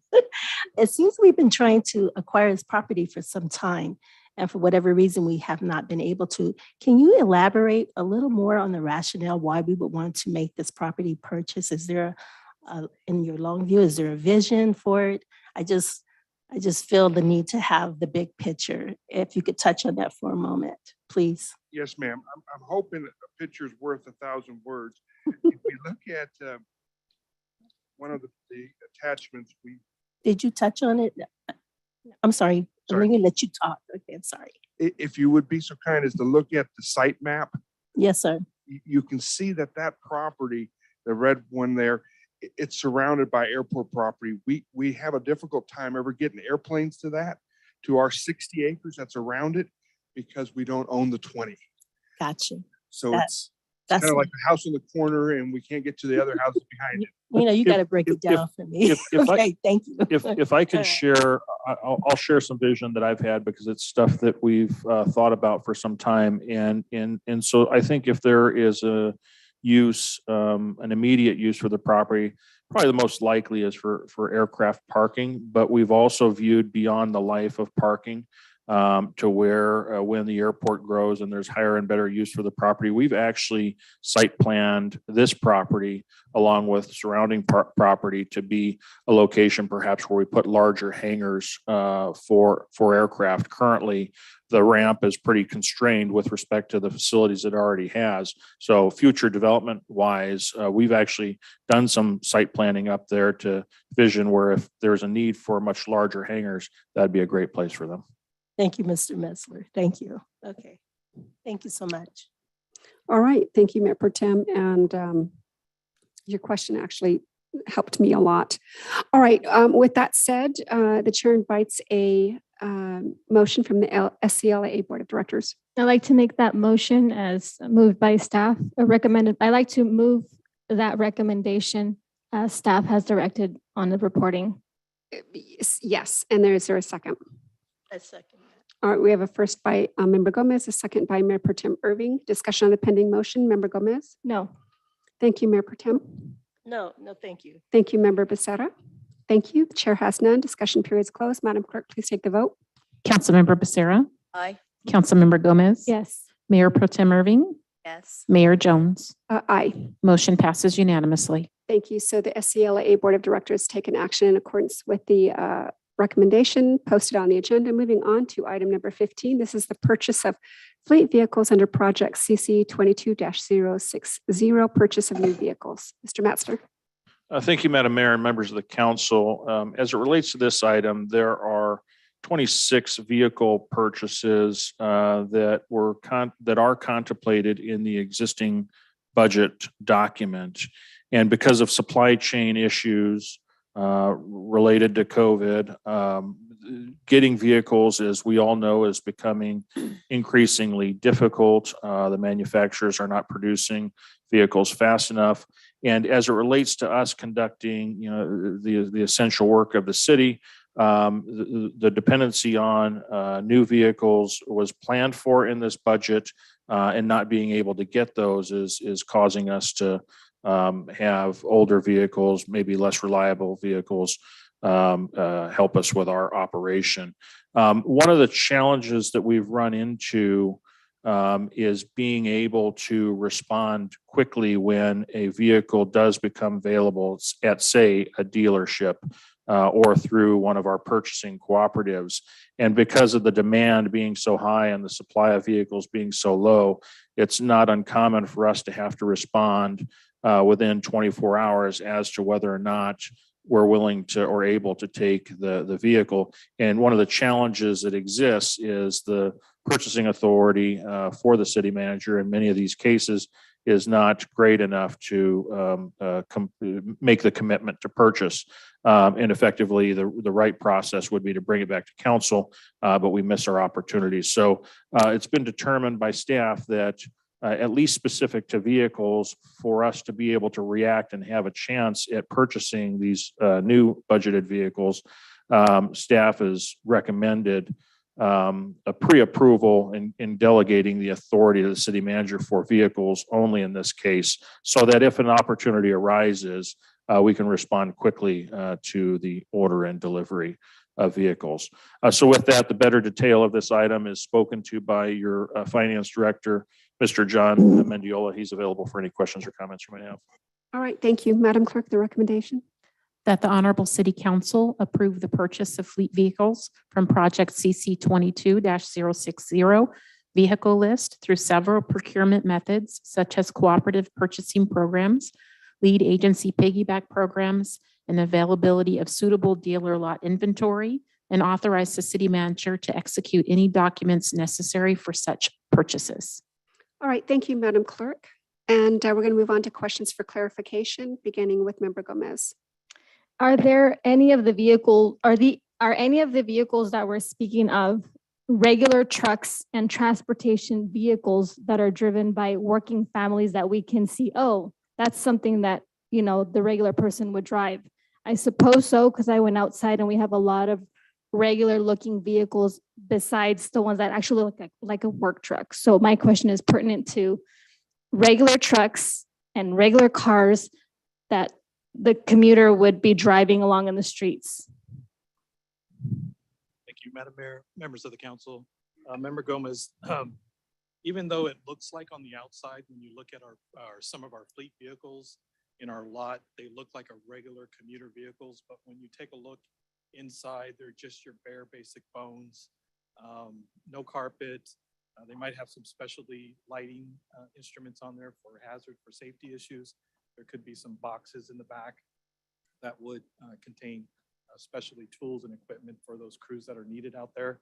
So on the onset, when you look at them, they could look like your regular commuter vehicles that any common person or citizen would use. But when you take a look at the details of them, they're 4x4, which a lot of our work crews would have to go through desert terrain to withstand all that maintenance and wear and tear on them. So there's a lot of intricacies with a fleet vehicle in a fully operational city organization. So some of these fleet vehicles, are they purchasable in a regular dealership that maybe I or you or Mr. Metzler may go in and shop? Yes or no? Yes. Okay. They've made them some available within this last month. Some of the manufacturers have listed allocations to certain dealers, but very minimal. 3 units here, 10 units here, and it's on a first come, first served basis. So if you don't get your purchase order in there to hold it, it's gone, because we're not the only organization looking for fleet vehicles.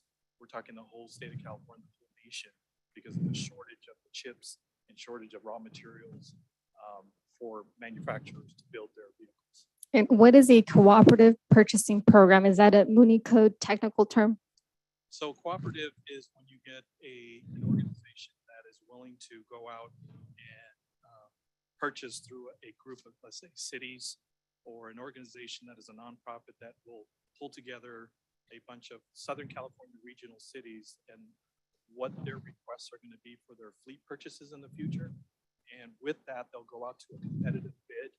And with that bid, instead of a manufacturer looking at City of Victorville looking for 3 of these trucks, they're looking at a regional cooperative who's looking at maybe 300 of these trucks. So to take advantage of that cooperative purchasing agreement, so when a manufacturer sees 300 and when they quote with that cooperative agency, they're giving you a per price of volume. So you get the economies of scale. So the more that you're going to commit to purchase, the lesser that each vehicle is going to cost. So the city and the citizens, taxpayers, are going to be saving money by using a cooperative, because instead of purchasing a vehicle for $45,000 for one truck, you're looking at 300 vehicles and they price it down to $25,000. So that's where cooperative take advantage of that. Okay, and when will the due diligence cost analysis be conducted? It gets conducted on every single vehicle that we look at, and the pricing and the bids that are submitted that come into the city, it gets looked at by fleet for their technical expertise and their maintenance and what that maintenance is going to cost the city over time for that asset. And then it also goes through finance as we look at what's the cost benefit for the city. And given the current market right now, there is going to be a little uptick in charges for certain vehicles out there than what they were maybe 3 or 4 years ago when the supply was there. And how many employees will be assigned to drive these vehicles and how often will they be driven? That information, would have to go down to the directors for each of these departments that are requesting vehicles. More than likely, they're either replacing an older vehicle that's costing the city more because of the maintenance and the wear and tear versus maybe a new employee that just came on and they need to, for their job, they need a vehicle to do their services for the city. And I didn't ask this question, but where are they being purchased from? I know you explained the cooperative. So the cooperatives, there's many cooperatives out there. There's the HTAC, which is Houston Galveston Area Council. There's the Sourcewell, which is throughout California cooperative. There could be a lead public agency out there like San Bernardino County who went out and purchased a huge amount of vehicles. And if we can piggyback on that purchase, we can use that too for their pricing arrangements.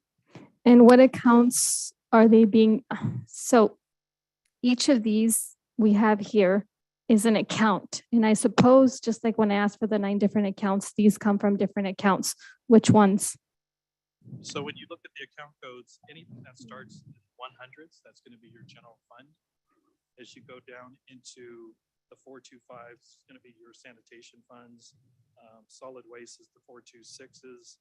And it tells you on the very far left column, traffic signals, that's in your engineering funds. Water engineering is the 410s, which is water production, 410 again, water field, water telemetry, water meters. So are those numbers relevant to also the departments that will be having that purchase in the usage of the vehicles? Correct. Okay. If you look at this, would you be able to tell me, I said, please go line by line, starting with code enforcement, but you've already given me where they're coming from, so I'm not going to ask that question again. I appreciate it. Thank you. All right, thank you, Member Gomez. Mayor Pro Tem. You're welcome. Just clarification and see if I understand what the recommendation is. You're asking the council to authorize the city manager to purchase when there is no bid. Is that what I'm understood? Is that what I understand? Well, not so much as where there is no bid is if we go out and find vehicles that fit what we currently, so we went out to bid back in January. Mm-hmm.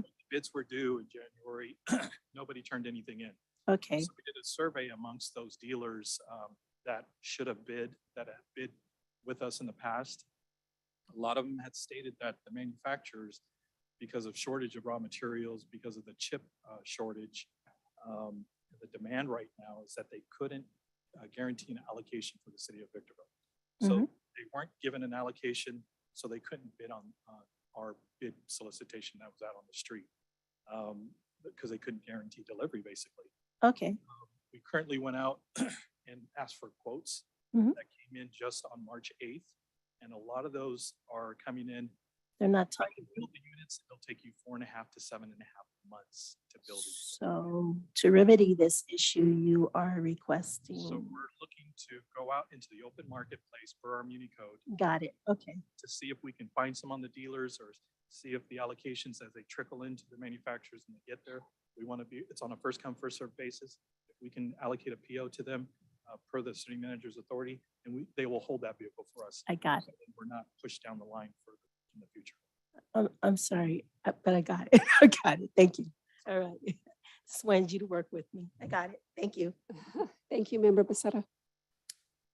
I guess I have a question. 550, the 12-foot dump bodies. Good luck in 2 years.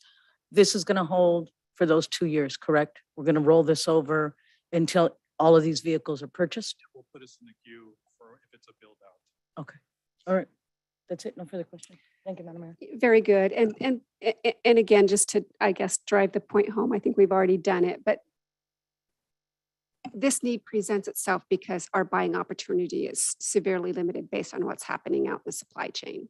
Correct. And we're going to be competing with every public agency out there looking for fleet vehicles. Correct. Right. And we need to make sure that we're driving up-to-date, safe vehicles. So this allows us, to do some advanced planning and take advantage of, an opportunity when it presents itself. Correct. Okay. All right. Thank you. With that said, the chair invites a motion from the council.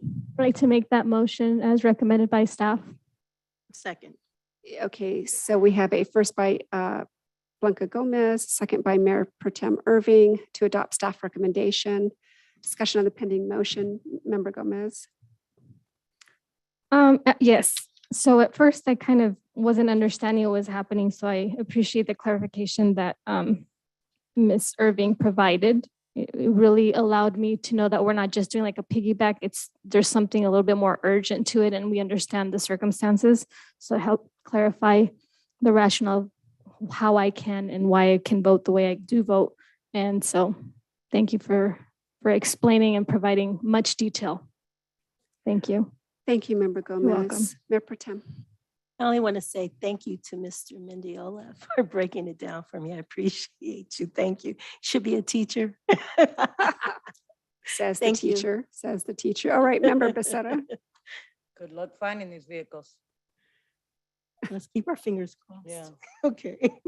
All right, I'm just going to echo all of that.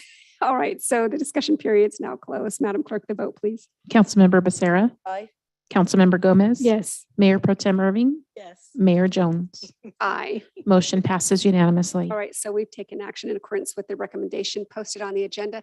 At this point, my colleagues and members of the audience, we're going to take a 11-minute break so that we can see if IT can attend to the microphone problem that we're having at the podium. So we will resume at 8:20.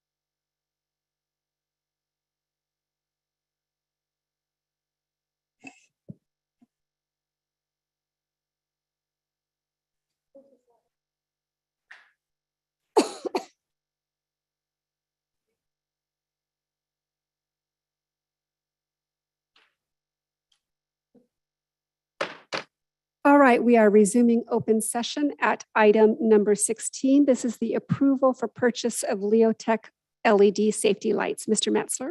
Thank you, Madam Mayor and members of the council. Throughout the city, we have 96 signalized intersections, and at each of those signalized intersections, there's approximately 4 actual safety lights. So these are the basically the light that's illuminating the intersection, so it's much more visible as you're traversing through. So this item particularly is purchasing 108 safety lights, which I believe covers 27 intersections. So we'll still have more to do upon completion of this, and we'll bring the later phases back to the council. But this item is to replace 108 of those lights throughout the city.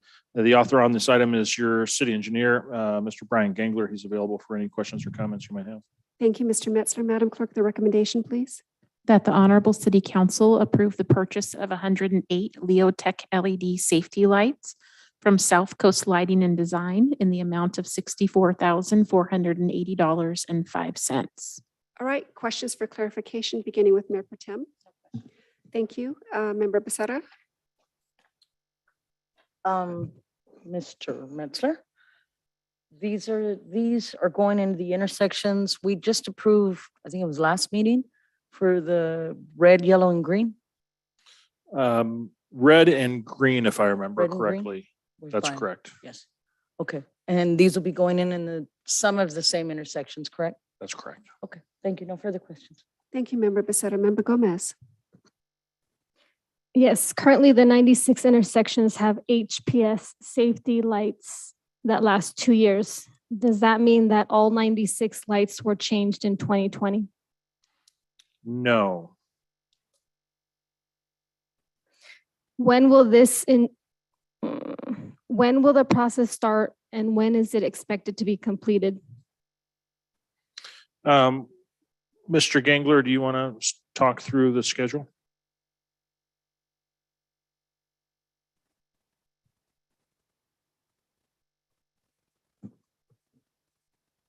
Yes, thank you. I don't have a precise schedule on the replacement. Part of it depends on how long it's going to take for the lights to be delivered. And then once they are, I wouldn't expect it to take for long to replace the intersections. They'd probably rotate through the intersections. I would a couple, 3 weeks, something like that. You said that you weren't sure because it's based on the delivery.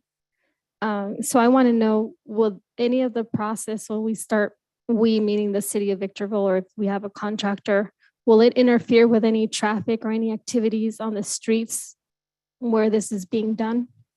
Yes, it would temporarily. What they normally have to do is close the lane next to the curb, and then they will have their lift truck in the lane, and then they'll replace the light. So I'm envisioning just one of these lights being placed, presuming that it's one per, so it's single units of these things. What is it, approximately 10 minutes, 15 minutes, 30 minutes, or it just depends? I don't know how long it takes exactly, but you know, for a typical intersection, there are 4 legs to the intersection. There would be 4 lights, one for each leg of the intersection. Okay. Does the city anticipate the same process in 7 to 10 years as agenda is in tonight's agenda? Yes, I would expect so. Okay. And why purchase 12 more lights than needed? It's not an exact number. This is a lot to replace a number of intersections. Usually an intersection has 4 lights per intersection. Okay, so I was just presuming if there's 9, so the 96 intersection has nothing to do with the amount of bulbs that are going to be in there? Because I just thought you were going to buy 4 extra ones just in case they were needed, but then I thought, why 4? Well, some intersections have 3 legs and some have 4. So you'd have to, it's just a lot of a number of lights that will be used to replace a number of intersections. It's not meant to be precisely divided by 4. Okay. And that's it. No further questions. Thank you, Member Gomez. You're And the welcome. chair has no questions, invites a motion from the council. Staff's recommendation. Follow staff's recommendation, yes, ma'am. Thank you, Member Becerra. Is there a second? Second. Okay, we have a second by Member Gomez. Discussion on the pending motion, Member Becerra. Discussion, thank you. Thank you, Member Gomez. Yes, so I did read the 96 intersections, but I wasn't doing 96 intersections times 4 to 3 bulbs. So I thought 106 didn't kind of make a match. So I appreciate that clarification. Thank you, Member Gomez. Mayor Pro Tem? Thank you. Chair has none. Discussion period is closed. Madam Clerk, please take the vote. Councilmember Becerra. Aye. Councilmember Gomez. Yes. Mayor Pro Tem Irving. Mayor Jones. Aye. Motion passes unanimously. Thank you. So the council's taken action in accordance with the recommendation laid out on the agenda. Moving on to item number 17. This is vacation of a public utility easement on property located on Village Drive near Culebra Road, tract map number 4594, lot numbers 2 and 3. Mr. Metzler. Thank you, Madam Mayor and members of the council. This item is to accommodate a proposed Dollar General retail store at the location that you just mentioned. Dollar General was administratively approved by planning to ultimately build a store there. Actually, upon 2 parcels, ultimately the Dollar General wants to merge those 2 parcels, so it's one contiguous parcel to which the retail development will sit on. However, there is a public utility easement bisecting the 2 parcels equally on each side of the property. And effectively, before a merger of the properties can take place, the utility easement has to be vacated. So in this particular item, this action being asked of the council is really a first step in a process. All potential utility operators have been notified. There's no determined need for the easement. The original creator of the easement is believed to be Southern California Edison. So with this action tonight, that would be the first step then before Southern California Edison could actually quit claim the easement and basically unencumber the property so the property could be merged and the property ultimately developed by Dollar General. So with that, the better detail on this item is answered by Mr. Brian Gengler, your city engineer. He's available for any questions or comments you might have. All right. Thank you very much. Madam Clerk, will you please read the recommendation? That the Honorable City Council adopt the attached resolution number 22-023 to vacate a public utility easement on tract map number 4594, lot numbers 2 and 3. All right. Questions, Member Becerra? No questions. Thank you, Member Gomez. Yes. Why was there a PUE in the parcel in the first place? Did we find out? It just seems like there's a lot of extra work being committed by the city, which comes into tax-paying dollars being utilized. And I did hear your explanation about Edison, but I wanted to see what explanation do we have? Well, the best explanation I can have is that the originator of the easement was not the city, that it was Southern California Edison. And just knowing the landscape of that area, this likely is an easement that's been in place maybe as many as 40 years, if not more. And so likely based upon the way properties were subdivided that many years ago, it likely was a condition imposed by perhaps one of the utilities to actually require that utility easement so that it had flexibility to traverse through a property and perhaps access adjacent property to the north, I think is the way it goes. So with that, they likely were preserving it for future, as they saw future development. But as time has progressed and development has occurred around that property, based upon the request of this developer coming to Victorville, it's seeming that the public utilities easement, while recorded, is no longer necessary as utilities have been provided to surrounding development through other mechanisms such as right-of-way.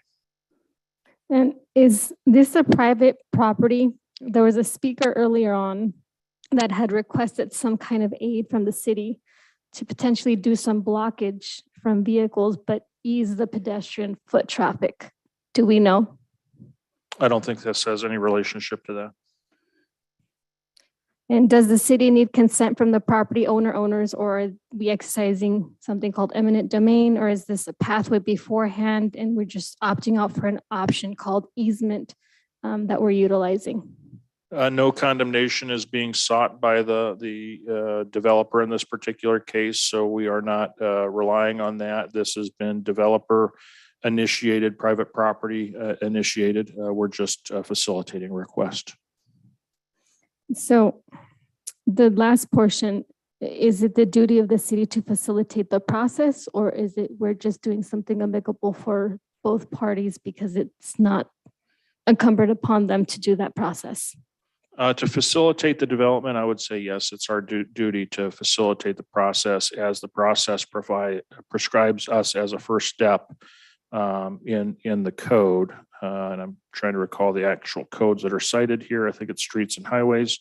It is. And so I do believe it's our duty to facilitate based upon the prescriptions existing in law. I have no further questions. Thank you. Thank you very much, Member Gomez. All right, Mayor Pro Tem. All right, and the chair has none and invites a motion from the council.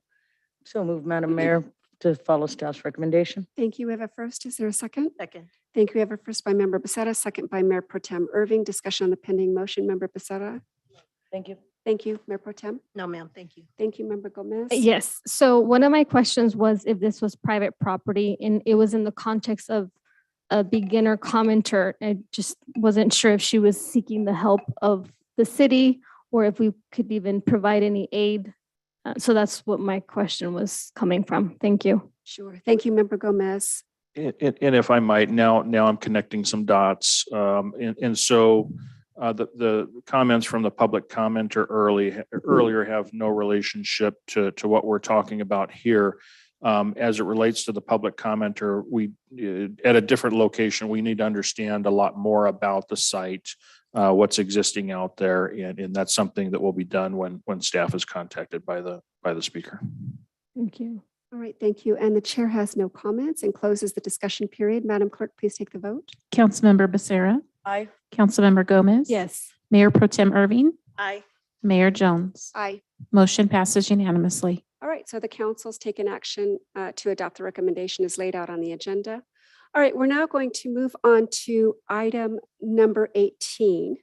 And inasmuch as items 18 through 21 are all related in some manner to the undertaking of construction and potential monitoring during construction on the Wellness Center project, the chair invites a motion to consider items 18 through 21 concurrently with the understanding that item number 18 will require a four-fifths vote, which for purposes of this evening is a unanimous approval.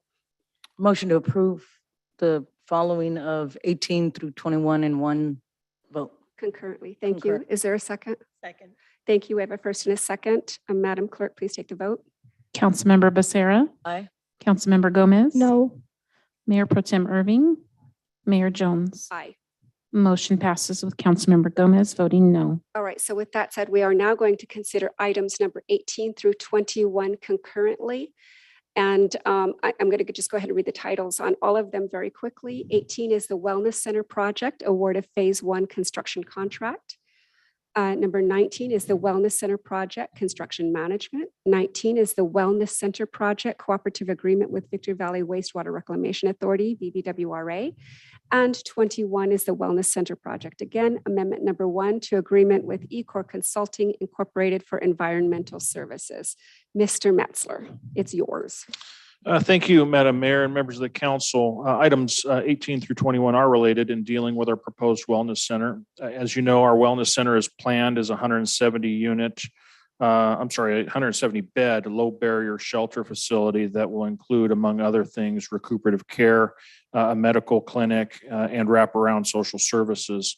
Building a wellness center has been our number one priority since having approved our strategic plan and is being supported by the $28 million grant recently awarded this last December by the state of California.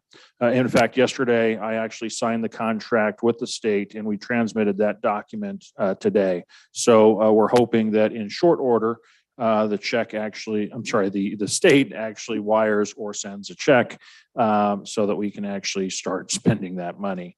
This item is effectively authorizing staff to proceed with the Wellness Center construction as item 18 proposes the award.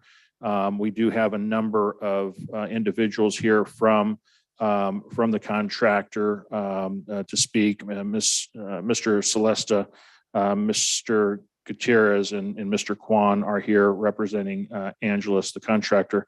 We also have representatives here, Mr. Torres representing Pacifica Services, which is a construction management firm that will be retained to help oversee the management related responsibilities associated with construction.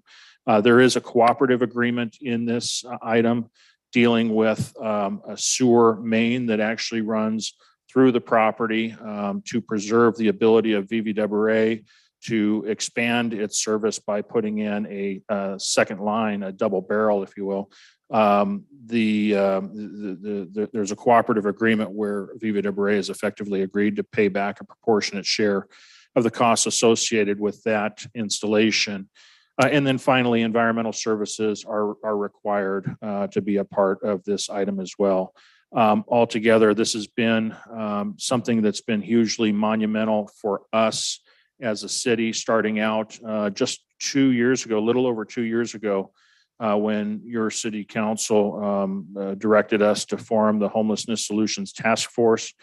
You may remember back then we admitted we weren't experts in this field, and I'm not exactly sure we are experts in this field, but with your direction, we've been able to bring on talented staff. We've also been able to develop some very good relationships with our nonprofit community. And with a collaborative effort, including a number of individuals on my staff that without their assistance, we wouldn't be here tonight. We've been able to traverse a pandemic, expand our bed count with the interim housing shelter facility out at West Winds. And it's the ultimate goal once we're complete with this project here, that we will actually have a transition from West Winds to this as a permanent facility to address the needs of our homeless population. So with that, I'm pleased to be presenting this item to you. The author on this item is flipping up because so many people have been involved in this. Well, yeah, we've got a number of folks involved, but the lead certainly on my team has been your deputy city manager, Ms. Janelle Davidson, and she's been overseeing the larger team that's been responsible for helping put this together. all right, thank you, Mr. Metzler. Madam Clerk, will you kindly read the recommendations 18 through 21 respectively? Certainly. That the Honorable City Council approve Resolution number 22-025, authorizing the waiver of bidding requirements and use of cooperative purchasing construction agreements procured through Sourcewell for the Wellness Center project, and award a construction contract to Angelus Contractor, Inc. for an initial first phase of construction in the amount of $4,827,947.76 for the Wellness Center project. The That the- recommendation on 19, yes. Is that the Honorable City Council approve a consultant professional services provider agreement for the Wellness Center project construction management with the Pacifica Services, Inc. in an amount not to exceed $2,373,601. And the recommendation for item 20 is that the Honorable City Council approve a cooperative agreement between the city and VVWRA related to the construction of a sewer pipe within the Wellness Center project boundaries and authorize the city attorney to make non-substantive revisions to the agreement.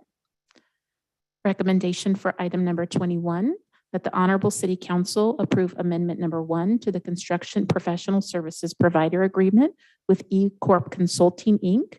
for additional scope of work, an extension of the term to expire December 31st, 2022, and an increase in the compensation by $123,500 thereby increasing the total cumulative not to exceed sum from $115,975 to $239,475 for the environmental services associated with the construction of the Wellness Center. All right, thank you, Madam Clerk. We're now going to get into technical questions for clarification, beginning with Member Gomez. What does the construct mean, quote unquote, waive the traditional bidding process by procuring the general contractor through Sourcewell's cooperative purchasing construction agreement, unquote? Ms. Davidson, you want to take a stab at that? Sure. Essentially, what that means is that normally for a construction project of this size, we would go through a formal bidding requirement per our municipal code. And that process usually takes at least 6 months. Due to the time constraints on this project and the funding source, we have utilized the Sourcewell cooperative purchasing process, which is somewhat unusual, but we are asking the council to make certain findings that allow us to utilize that due to the schedule and to the fact that we don't believe that there would be any additional benefit to going through that full-scale formal bidding process in this instance. This is very similar to what the council approved last, it was actually August 2020, when we were considering the first round of home key funding. So this is essentially renewing the findings that the council made at that time. Quote, significantly delayed, unquote, as in 6 months from today's date, or when and for how long? So the home key award requires that we complete construction by December of 2022. So if we were to proceed with the traditional formal bidding process, that would put our start of construction out far too close to that deadline. So that is the reason that this item is before you in this format today. Why did the city not bid this project back in December 2020 when it knew about its construction? There have been a number of items that we needed to finalize. Part of that was working through the process with the state of getting the standard agreement that Mr. Metzler mentioned.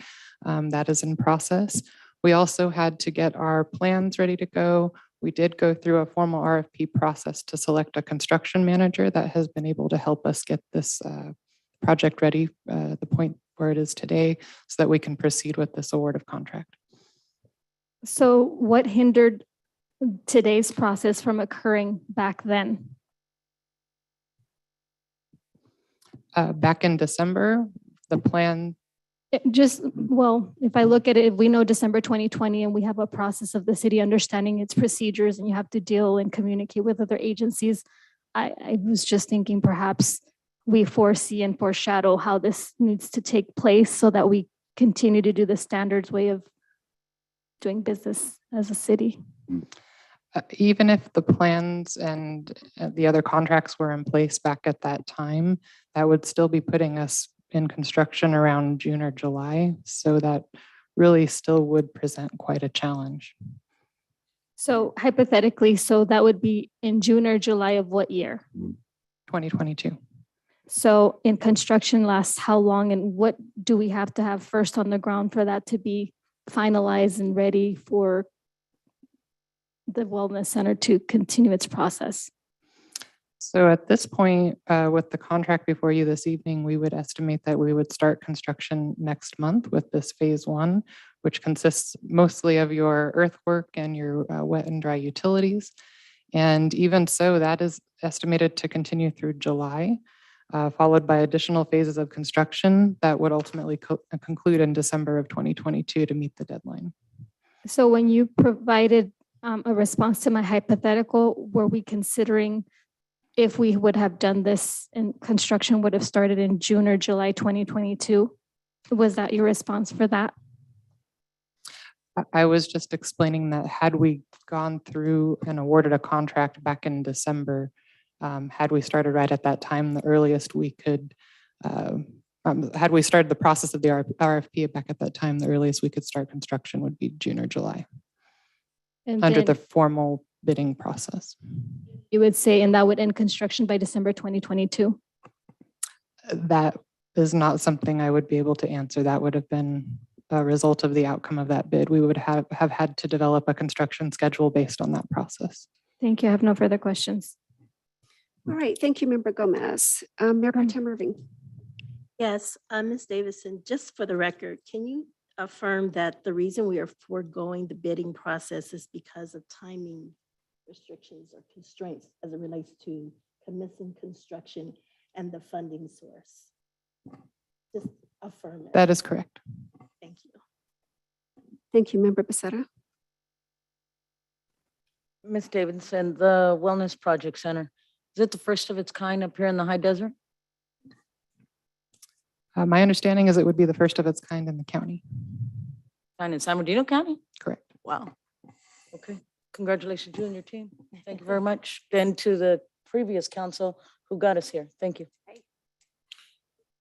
All right, so just a couple of questions. We all know the answer, but I think it's worth saying. So this project is significant. This is something that the last council and this council has really been waiting with bated breath to undertake because it's a response to our most vulnerable in our community, right? So last year, we got an award at the last minute. We opt to decline the grant, because we couldn't spend the money in time, and that put us at certain risk. This time we got it in December, but there's certain things that we can't do, even though we got the grant. We have to have certain approvals from the state to move forward, even though they say we're granted the money. Is that fair? That is fair. Is it fair to say that we're really doing this at the earliest possible moment that was reasonable for staff to bring this to the council? Yes. Okay. And if we don't approve this tonight, we have little to no hope of meeting the timeline and the restrictions set upon us by the state for the expenditure of the grant money. That's correct. And effectively, the money that we agreed to receive would be jeopardized. All right. All right. I have no further questions. And Madam Mayor, can I just add to some of the history to this? When we received the home key, the first round, I think it was Project Home Key money? The first round, sorry.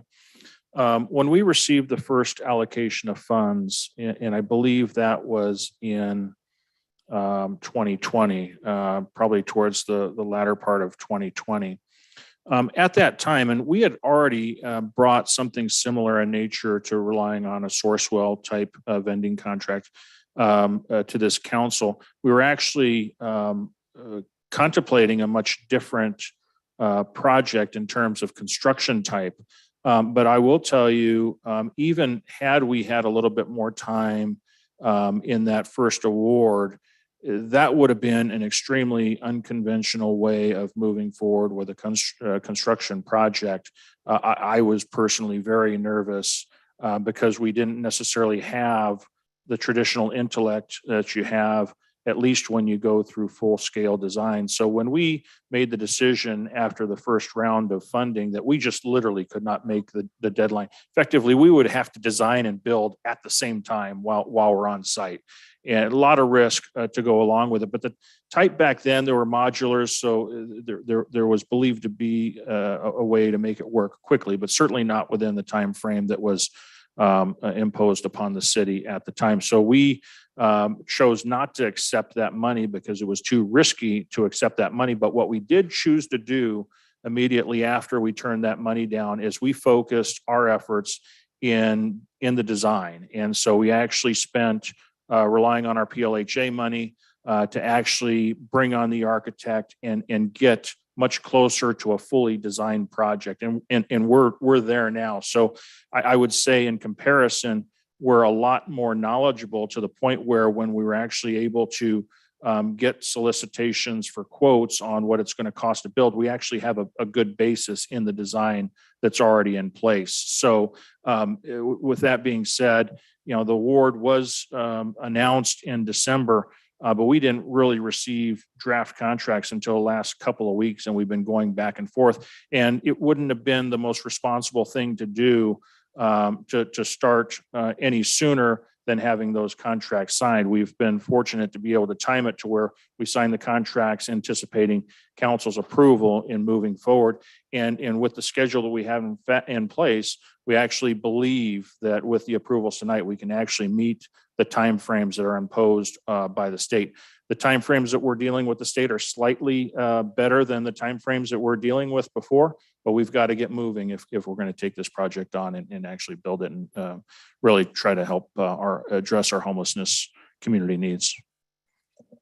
Right. So in follow on to that, the reason that we are in the position that we're in, which is really a better place than we would have been, is because we did engage in all that forward planning and anticipation that would help get us the grant monies quickly. I think that was a very convincing factor to the state when they made the award of the $28 million. Right. So we weren't caught unaware with having to do the design work and pull it all together. At this point, we already had that in place. And so we're in a good place, but we still are facing very tough deadlines and time constraints. That's correct. All right. All right. So the chair has no further questions and invites, in fact, the chair is going to make a motion or venture a motion to adopt individual staff recommendations for items 18, 19, 20, and 21. Any council member agreeing is free to say so moved. So moved. Okay. We have a first. Is there a second? All right, we have a first by Mayor Pro Tem Irving, a second by Member Becerra. Discussion on the pending motion, Mayor Pro Tem. Yes, I do have some comments. The city of Victorville does not have a PLA the way some of the larger agencies have down the hill. And to the contractor, because we are the owner, I would like to encourage the contractor to adopt an aspirational local hire program and encourage your subcontractors to also hire from the local area. Thank you. Thank you, Mayor Pro Tem. And Member Becerra. No comments. Thank you, Member Gomez. No, thank you. Thank you. And the chair has no comments, closes discussion period. Madam Clerk, will you please take the vote? Councilmember Becerra. Aye. Councilmember Gomez. No. Mayor Pro Tem Irving. Aye. Mayor Jones. Aye. All right. So Madam Mayor, I move that we bring this back to the council for a vote with the understanding, if it is not an unanimous vote, we don't have a wellness center for our correct. homeless, So no matter what color they are. I appreciate that. So on items number 19 through 21, we have sufficiency of votes. We do not on number 18. Mr. DeBortnowski, what's your thoughts on this? Certainly a member that voted in the majority could bring it back for consideration. I think the concern here is that if we don't get a unanimous vote on this item, this project is essentially dead. And we will lose $28 million worth of potential funding to build the homeless project. So certainly within Ms. Gomez's prerogative to vote the way she wants to. However, it's going to jeopardize the entire project at this point. So a motion of reconsideration, I think, would be appropriate, but it's up to you. Okay. And we can, since we're on the item, our policy does allow for us to take it up now or in the request for agenda items. So Member Becerra, what would you like to do now or Now, during requests? I would like a revote now on 18 with the understanding, if it is not a majority vote, we lose a project that we've been working on. We lose $28 million and we tell our homeless that we don't give a crap about them. Okay, unanimous vote. So we want this brought back at the Right now. next. Oh, can we reconsider it right now, Mr. DeBornowski? It's still on the agenda. So yes, I think you could do it at the same meeting right now. All right. Well, I'll second that. Can we have a vote on reconsideration? Madam Clerk. Councilmember Becerra. Aye. Councilmember Gomez. No. Mayor Pro Tem Irving. Mayor Jones. Aye. Motion passes with Councilmember Gomez voting no. All right, so now we're going to take up item number 18 again with the same subject matter, same recommendation. Member Becerra. Ms. Questions- Gomez, you do questions, know comments? you are killing a project. Hold on. This hold on. I'll is- give you a chance to talk. Hold on. All right, Hold do you on, I'll have give the you a chance. floor? I have the floor. You have to I talk have to the them. floor. I called on her. She acknowledged me. Okay, then don't address me, address the entire council. So what's gonna happen, and I hope everybody hears this, including all the media, you are about to kill a project for our homeless. No. Excuse me, I'm the floor. Your staff has Member time, Gomez and does the not have the staff floor and will has bring more himself- experience than one yes or no vote. out So of it's not on order. Blanca Gomez. Member Gomez is out Staff of has order. expertise to say when and where. Member Gomez is Okay, out of so Ms. order and will Becerra, bring you are herself out of to order. You're out of order. Continue, Member Becerra. That's all I got to say. Okay. We're about to lose a project because of her. And that needs to be the headlines. Gomez loses its wellness center project. No, Becerra, Thank it's you. staff. Member Gomez does Staff not was have the floor. responsible Mayor for all of Pro Tem this, not Urby. Blanca Gomez. Member Gomez I does did not have receive the floor funding. and will suspend. Mayor Pro Tem Irving. Yes, I just would like to encourage my colleague to think about her position as a champion for the most vulnerable people, those who are fragile in our community. And this wellness center will address some of those needs and mitigate some of those needs for the most vulnerable people in our community. More importantly, I know that you care about the homeless. And I would ask that you think about the time constraints in terms of commencing construction within the guidelines of the grant that has been awarded to us. We have to begin construction and complete it within a timeline. Thereby, it is imperative that we conduct business in this way so that we can get on with building this wellness center. I'd ask you please to reconsider. Thank you. Thank you, Member Gomez. Yeah, so the most vulnerable for many years by the city of Victorville have been a commodity. And the $28 million that can be expended or would be expended if this project were to pass would be lining the pockets of individuals for campaign contributions. None of the colleagues that I have here have face-to-face talked to individuals out in the streets, given them hats, fed them, gave them eggs, sat with them, got their IDs more than I have with all three combined. I have names and I know where each of them are. Do any of you know where they are? No. You just go and say 7th Street, but you don't know them by name. You don't talk to them. This is another commodity that we're using for our vulnerable populations. Why don't we have people here who advocate for the community? Why? Because the appropriations of these dollars are not based on Blanca Gomez. We have a well-staffed membership in the city of Victorville, employees who understand their jobs. My job is to rationale what happened with the money and where it's being distributed. So if I'm being blamed, it's just a political phase. And that's what I see. And you guys know just as much as I do that my votes are certain and they will always be. You cannot change my vote when I'm out in the streets looking at the face of every single person that I can see that has a mental disability or has not eaten or is under the rain under a trash bag because code enforcement is out there making sure they're doing their job. So don't blame Blanca Gomez. We have a staff and it's a membership of a staff. This is an entire teamship. There's deadlines, there's times. Blanca Gomez just came 5 years ago. She hasn't been here 20 or 30 years. So my solidarity is there's no commodification with the homeless and that's not gonna happen. Thank you, Member Gomez. Well, first of all, there's no such thing as the word commodification. So, Madam Mayor, if I Yes. might, and I'd like to speak to that point about the commodization or that we view the homeless as a commodity. I think it's important to know that us as staff, and I say us as staff because when the pandemic started, one of our 4 priorities that we adopted when we stood up the Emergency Operations Center, one of our number 1 priorities was dealing with the human element of our homelessness population. We actually increased immediately a facility to provide shelter, to provide medical support services, extensive outreach to the point where that outreach yielded, relying on our code enforcement team to form what's called our homeless engagement team, where we're actually contacting and communicating with our homeless population on a daily basis, providing resources, including connecting them to resources when they're ready to put to use those resources.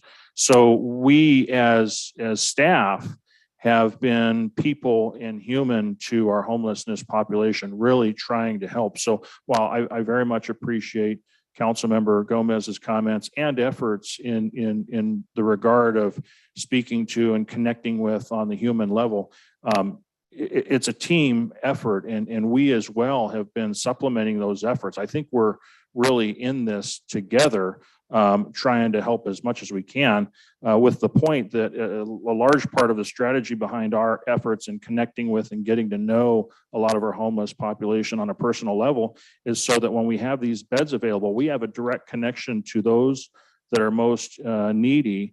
And we can provide them with the housing resource necessary to keep them safe. So with that, it's not just one. It's been a team effort, including all of the folks from our staff. Thank you, Madam Mayor. Thank you, Mr. Metzler. So item number 18 is certainly has some uniqueness to it because of the timelines. But we're really just doing the same thing we've done many, many, many times before, which is to award a construction contract that is necessary to move forward, and waiving the bidding requirements. It's necessary to go forward. I completely agree. That's the one thing. This is the one thing that I've always respected about Councilmember Gomez is her soft heart for all of the vulnerable in our community. And I've heard it for years. She's in her 6th year behind the dais, and I've heard it consistently that she cares about our homeless population. That does not mean that no one else behind this dais cares as much. I don't think that's a fair statement to make. We all do, and we all have different ways of reaching out and helping our vulnerable. Suffice it to say, this is one of the ways that this council is seeking to help our most vulnerable population. I know that there's been at least one other time when Councilmember Gomez did change her mind on a subject that she was adamantly opposed to, and changed her mind after she was able to talk to some people. So that's not something that is a bad thing to be. I think it's actually a brave thing to be able to change one's mind when there is a better understanding of the situation. And I would certainly hope that my colleague would just really tap into all of those good things in her heart that have always wanted to come alongside our homeless population. And so with that said, the chair invites a motion. Madam Mayor, if I might, we do have somebody from Gordian here, which is Sourcewell, and maybe it helps to talk about the process that they go through that we rely on, and really the difference in why we're treating the item that we're dealing with on the award of contract is because it doesn't fit exactly within our provisions of code regarding bidding. But my understanding is that there is a process that Gordian Sourcewell actually goes through themselves. And it's the same one that I think we talked about a couple of years ago, where effectively they have served, to a large degree as a procurement agent, no different than the cooperatives that we use for other goods and services. So it's a type of process that we're familiar with. And is there somebody from Gordian here to maybe speak, if you'll indulge us, Madam Mayor? Yeah, absolutely. Welcome, please. And your last name, sir? Thank you so much. We're eager listeners. Yeah, no, I appreciate it. So actually, this process has already gone through the rigor and spirit of the competitive process pursuant to California Public Contract Code 2 as well. So the contract we're actually looking at has already gone through the competitive bid process up front. So it's what's called job order contracting. The job order contracting started in 1982 in the U.S. military. And we do a lot of these grant funded projects, federally funded projects from Prop 68. We did home key funding projects. We did home key funding projects for Santa Barbara, Housing Authority of Santa Barbara. It's a good example too as well. And we work with a lot of entities around here, including the county. The county itself, San Bernardino County has been our client for probably well over a decade or two. LA County has been our client for 3 decades. But the biggest thing to understand, this procurement tool, is that it's already gone through the rigor and spirit of the competitive bid process. And what we did is through Sourcewell. And it's been advertised in local paper here too as well. So in talking to legal counsel, Tara, is that due to the dollar size, the high volume, and the municipal code that's why we decided to go through this resolution, is because of the dollar size. Because you actually have in your mini code, you're allowed to use co-ops. But those are usually for smaller projects. And we have done a project for the airport too as well. But due to the size of this, we thought it was better, and due to avoid it back in December of 2020, we decided the better route would be to essentially go through this resolution to essentially sort of waive the bidding process. But I just want to make everyone very clear understanding. If everyone's saying we're waiving the bidding process, but this contract has gone through the spirit and rigor of the competitive bid process. Okay. And we've done projects in the magnitude of 20 plus here in the Empire area, this program too. All right, Mr. Metzler. Any questions? Anything else? I have a question. Yes, so to the I To the hear extent that any council members have additional time, we would like to be able to ask some questions if we might, Mayor Pro Tem. I appreciate your presentation. You've said a few times, this project has gone through the spirit and rigor of the process. Is that what you said? So this contract, the project with ambulance contractors, Right. has already gone through the competitive bid process. So it already has. So it's gone, the way it works is, so it's called job order contracting. The way it works is Sourcewell comes here locally, it's been doing for 12 years, and they advertise these IDIQ contracts. What they do is they set it up, so they do, an IFB. What they do is when we localize it, it's called a construction task catalog. The construction, that's where my company comes in, is we're actually a construction data company. We've been collecting data for over 75 years. So we wholeheartedly know the costs to do construction here in San Bernardino County, even down in the city of Victorville. So what Sourcewell does, we partner with Sourcewell. Sourcewell comes and says, hey, they're a government co-op. They want to offer this contracting mechanisms to all their constituents that are out there. And so what they did, we go out there and Sourcewell goes and says, okay, we're going to competitively bid these IDIQ or these job contracts locally. So here's the IFB, here is the construction task catalog. Essentially, they go through the spirit and rigor of the competitive bid process pursuant to California Public Contract Code. It's advertised in the paper here in San Bernardino County too as well. Okay. So this contract has been competitively bid. Okay. Thank you. All right. Okay. Member Becerra, anything else? Member Gomez, anything else? Given the presentation. So the recommendation here by staff says word for word, says to approve a resolution number 22-025. And it's to create an authority, the authority of, I suppose, all four of us, to create a waiver, do this thing called a waive. A waive is something what we already have on the code, but we have the power of 4 to demolish. So where's the power of the people? So when we waive anything, especially the bidding process where it's a lot of monies being reappropriated for requirements of a cooperative purchase, I don't understand why 4 people have an authority over a municipal code to sideswipe when the people have put something in place. So a waiver is something very serious. Yeah, we're waiving the normal competitive bidding process that's established by the city. And the way I understand it too as well, the reason we're doing that is due to the original dollar size, which was north of 20 million. And that's the reason why we're doing that, because that's true dollar amount. I just want to make it very clear that this program has gone through the competitive bid process. So if it already has gone through the process, why don't we just eliminate the municipal code and just have this as the authority figure and vice versa if it's not that serious? Talking to legal counsel based off the dollar size, we felt that this was the better direction, and also based off of the previous time we were here about a year and a half ago too as well. But why would money talks, money makes the dogs go around. Why would money create something like this? Do you understand? Like $28 million, you're right. It's something that we need to pass immediately. But so it's very serious. It's like there's a balance. Where is most of this money going to be going towards? And how is the outcome going to be reflected on some kind of waiver when it's not being put out to bid? And there is an opportunity to bid, and there was that option, but that option is being asked to staff, to the council, to create a waiver of a bidding process that the purchasing department will not add verbiage when I have requested that to be done. But today, it's a different angle because it's money, $28 million. What we are doing, if I can help explain, is we have limited procedures in our municipal code. It does contemplate doing something like this. We're not ignoring our municipal code. If we make certain findings and determinations, we can go through this process. We are bidding this process.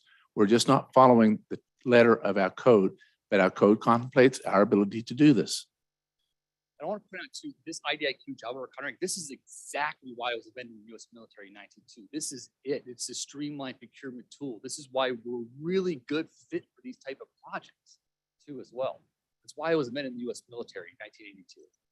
The issue was, quick story is that it was found by the individual that ran the NATO bases. The quick story was he managed all the facilities, NATO bases out there. One of them was the warehouse for all the artillery, for the guns and all the ammunition that we had.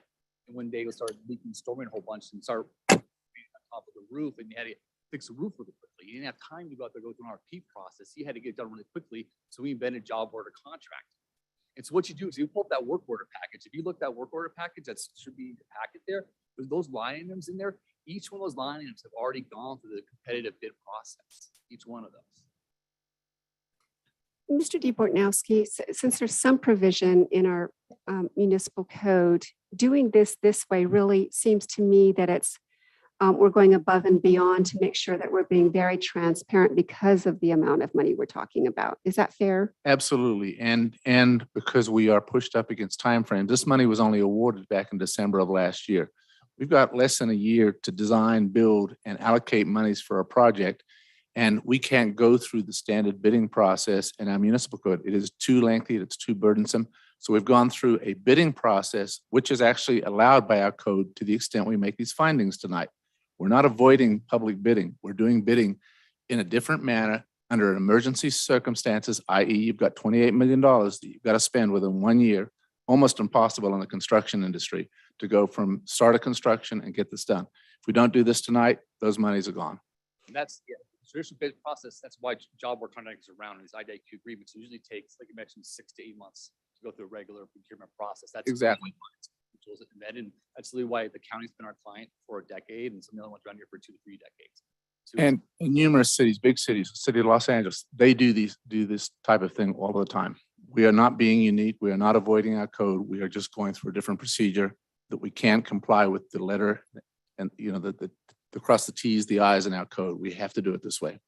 And We're this not is avoiding public bidding, however. And this is the only mechanism that we have left to us in order to meet the restrictions placed upon us by the state. Exactly. And these are state requirements that we're trying to comply with. So a good example, Santa Barbara Housing Authority, exact same situation back with the first round of funding occurred. There is no way they were able to renovate those motels to homeless centers. There is no way unless they used the idea of this program that we offer today.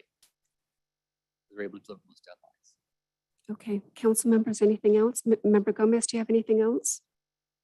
So it's my understanding, not too far ago, maybe a few years ago, the Santa Ana River, it was flooded and it had a lot of families. And all of these families had one thing in common.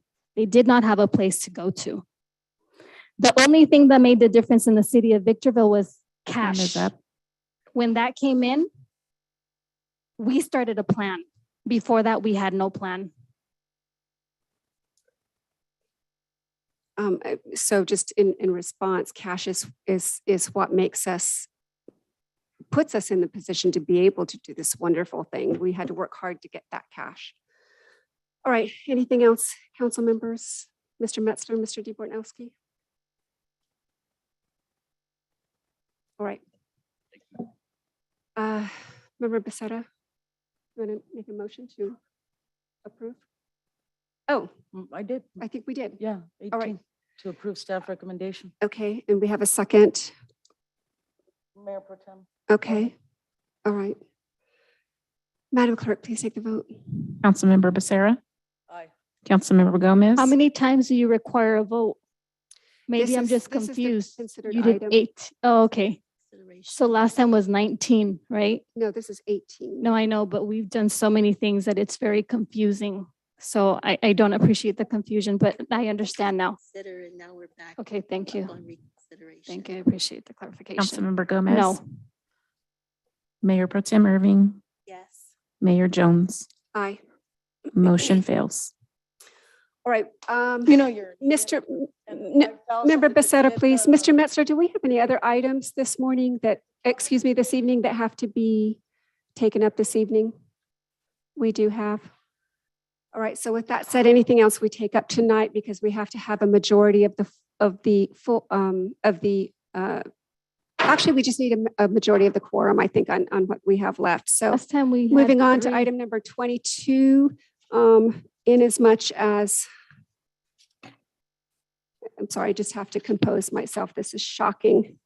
No, we need to move on. Otherwise, I'm going to walk out. Someone campaign's dollar just went out the door for reelection. Member Gomez, Member Becerra, please. All right, items She had a good number connection, but lost 22, it. Member Gomez is out of order. And as much as items number 22 and 23 are substantially similar in that they each deal with amending and restating VEDA loans, the chair invites a motion to consider items 22 and 3 concurrently.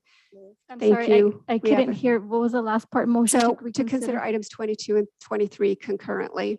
We have a first. Is there a second? 20. Chair seconds. Member, Madam Clerk, please take the vote. Councilmember Gomez, No. Mayor Pro Tem Irving, Mayor Jones. Yes. Councilmember Becerra's absent. Motion passes with Councilmember Gomez voting no. All right, so item number 22 is the approval of a second amended and restated loan agreement for the Victor Valley Economic Development Authority property acquisition loan. Item number 23 is the approval of an amended and restated loan agreement for the Victor Valley Economic Development Authority Supplemental Educational Revenue Augmentation Fund loan. Mr. Metzler. Thank you, Madam Mayor and members of the council. Yeah, this is just simply memorializing the relationship as the successor agencies ultimately paying back funds that were loaned to the successor agency for the housing successor group. The author on this item is your Deputy City Manager, Ms. Sophie Smith. She's available for any questions or comments you might have. Thank you. Madam Clerk, will you please read the recommendations for 22 and 23 respectively?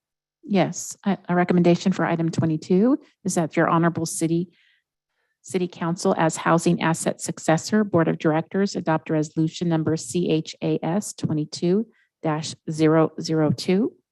The recommendation for item number 23 is that your honorable city as housing asset successor board of directors adopt resolution number CHAS 22-001. Thank you, Madam Clerk. Moving on to technical questions for clarification, beginning with Member Gomez. Were there different loans that VEDA, the borrower took from CHAS, the lender? So on these two items, they are two older loans affected by the RDA dissolution.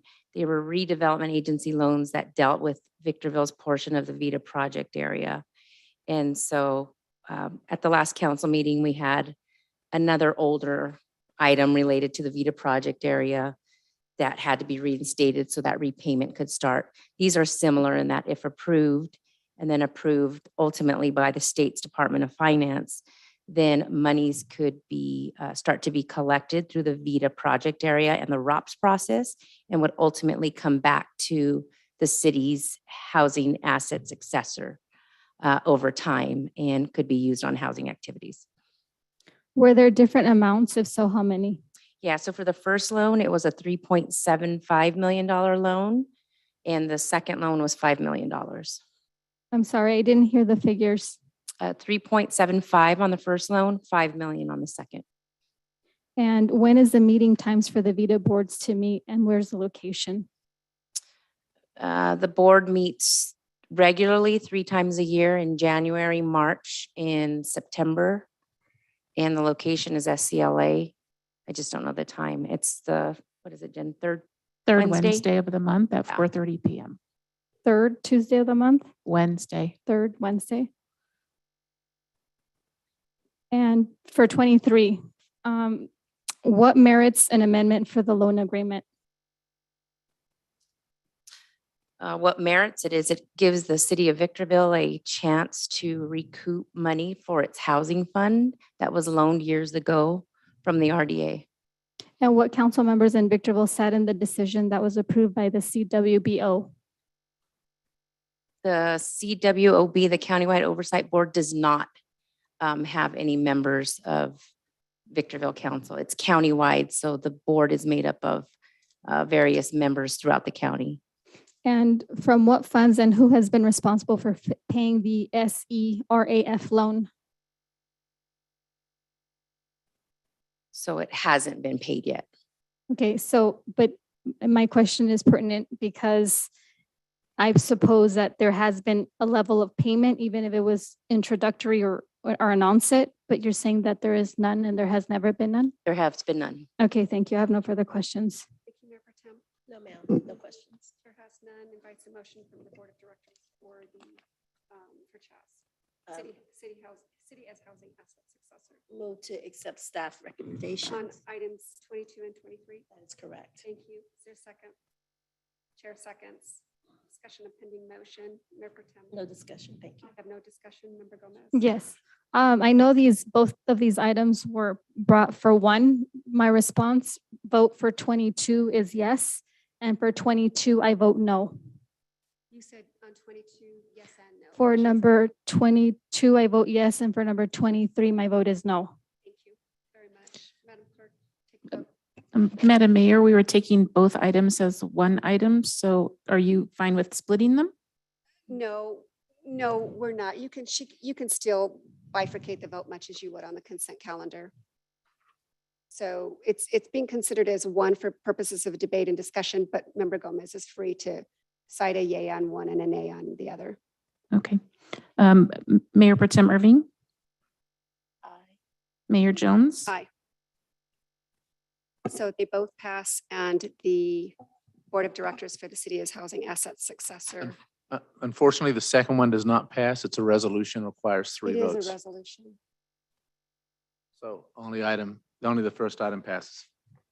Very good. Here we go again. All right, moving on to item number 24.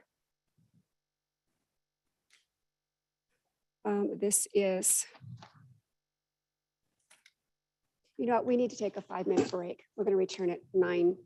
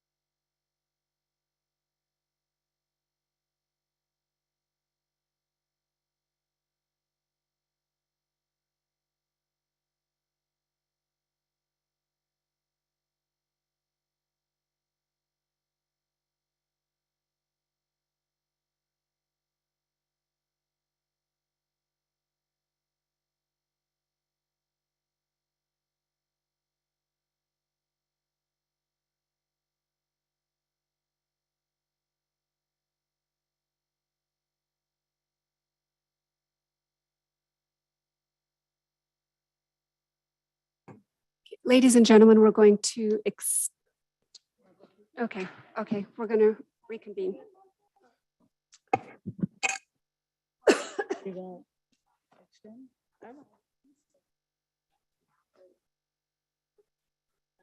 So, Madam Clerk, would you please note that Member Becerra is back with us? We just ended on item number 24. Moving on to item number 25. We're on item 24, Mayor. Item number 25 is adoption of resolution 20-017, opposing initiative 21-0042A1. Pardon me, Madam Mayor. Government. Yes. We're on item 24. Thank you for the clarification. Oh, I apologize. It was 22 and 23 that we combined. All right. Back to item number 24, declaration of exempt surplus land Parks Division properties. See, I'm ready to get it done. Mr. Metzler.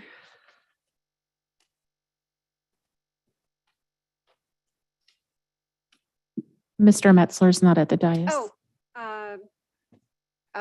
who would like to tee up this item? Thank you, Madam Mayor. I can tee up this item. So similar to a couple of items that were on the agenda at the last meeting, we are starting to have to go through the exempt, or I'm sorry, the surplus land process as we contemplate sales or disposition of city-owned properties. In this case, we are referring to 3 parcels that were purchased by the city back in 2006.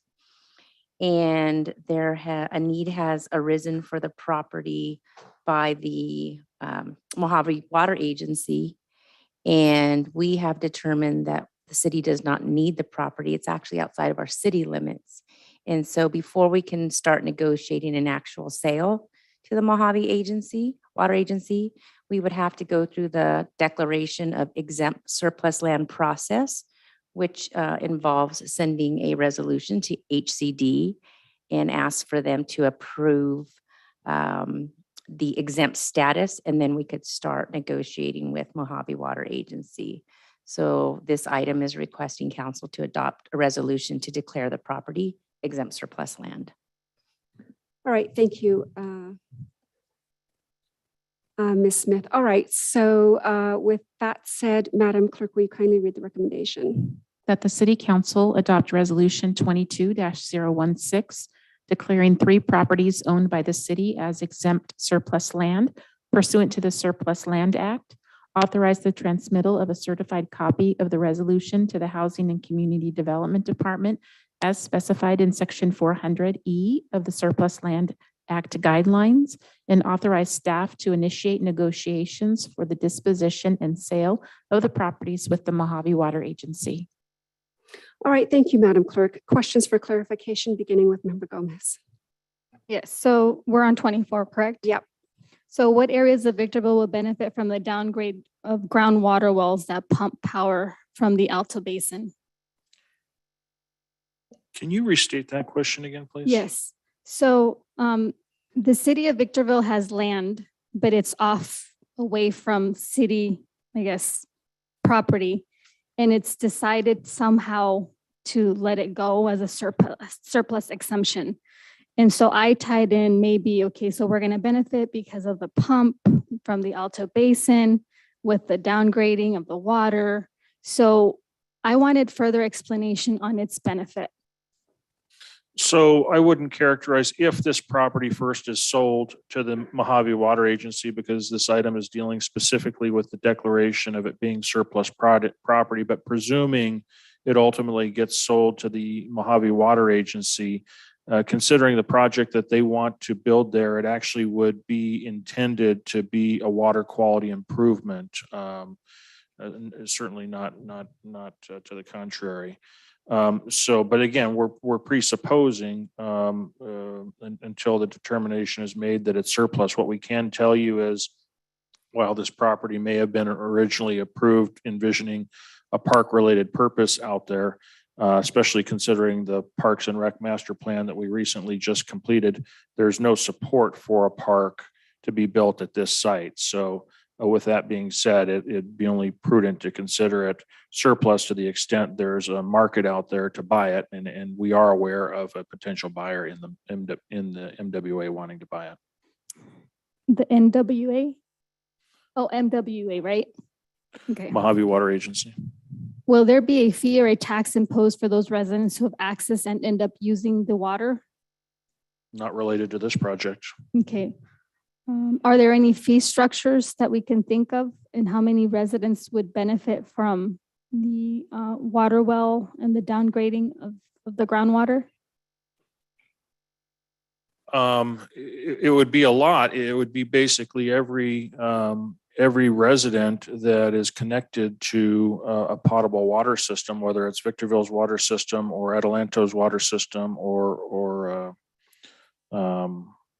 Hesperia or Apple Valleys. This is effectively, instead of again, it's presupposing a project that hasn't yet occurred. But what MWA wants to do is build an alternative percolation site for water coming from the aqueduct system that comes from Northern California. Currently, absent this location to percolate water, largely the water that's pulled from the aqueduct is basically dumped into the Mojave River and percolated using the sandy area of the Mojave River to percolate water back down to the ground.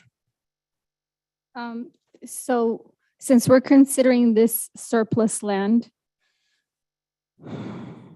do we know if this land is probably bifurcated or somehow piecemealed where other pieces of it may not be considered, or there's surrounding land that can be considered also surplus for the purposes of selling it to the Mojave Water Agency? There are no other properties. This is the only property owned by the city in this particular area. And how can the city of this magnitude not use approximately 38 acres of land? There's not a need for it. So we can't create commercialization, R1, R2, 3, 4, none of that can be in the plans to create something in the general plan? Well, first, it's not in the city's jurisdiction. It's Okay. outside the jurisdiction. So you don't even have land use authority in terms of establishing a zoning framework. That would be the responsibility of the county.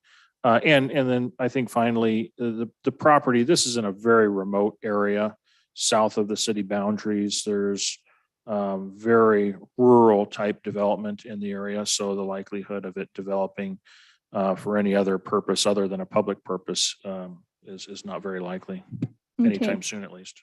So, so then what's our role? Are we just like a mediator or something, since it's not ours? In this particular case, you would be a seller because it is ours. We do own the property.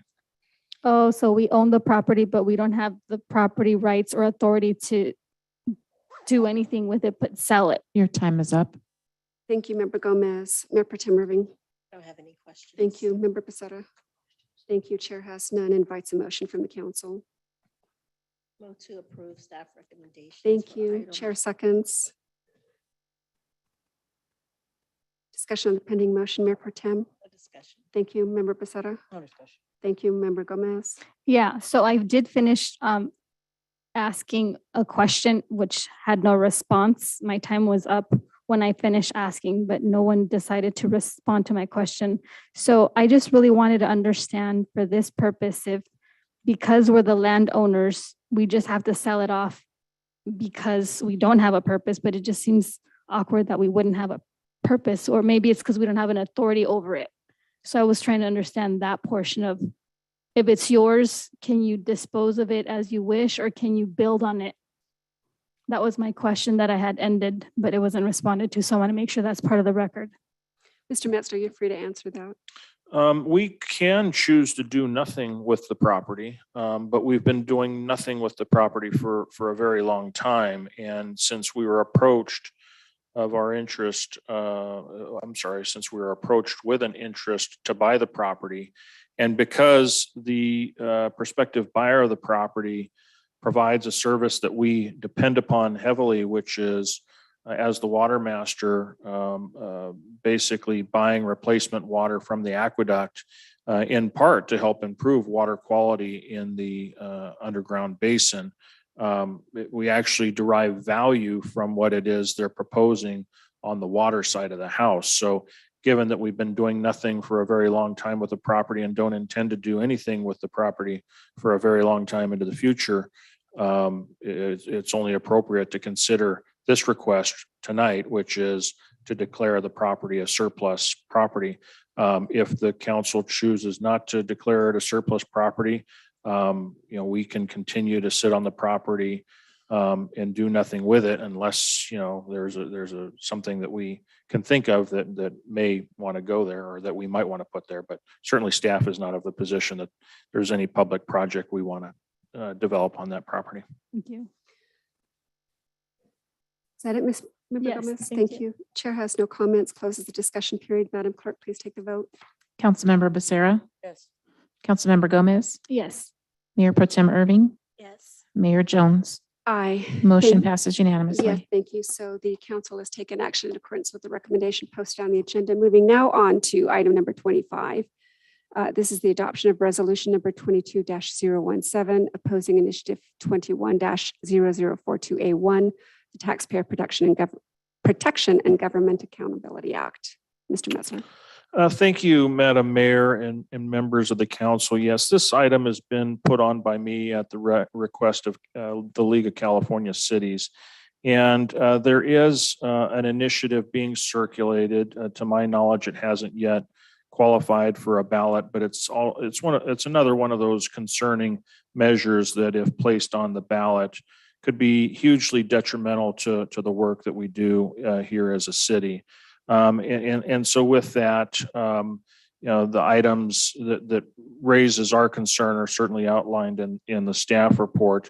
By approving this item and adopting a resolution of opposition, it at least allows us the opportunity over the course of this measure proceeding through the legal/legislative process, if you want to call it that. It gives us an opportunity to actually state in a position of the city council, as opposed to standing idle and not stating a position. This is one that we'll continue to monitor and report back on, but staff is recommending opposition of the referenced initiative. All right, Madam Clerk, the recommendation.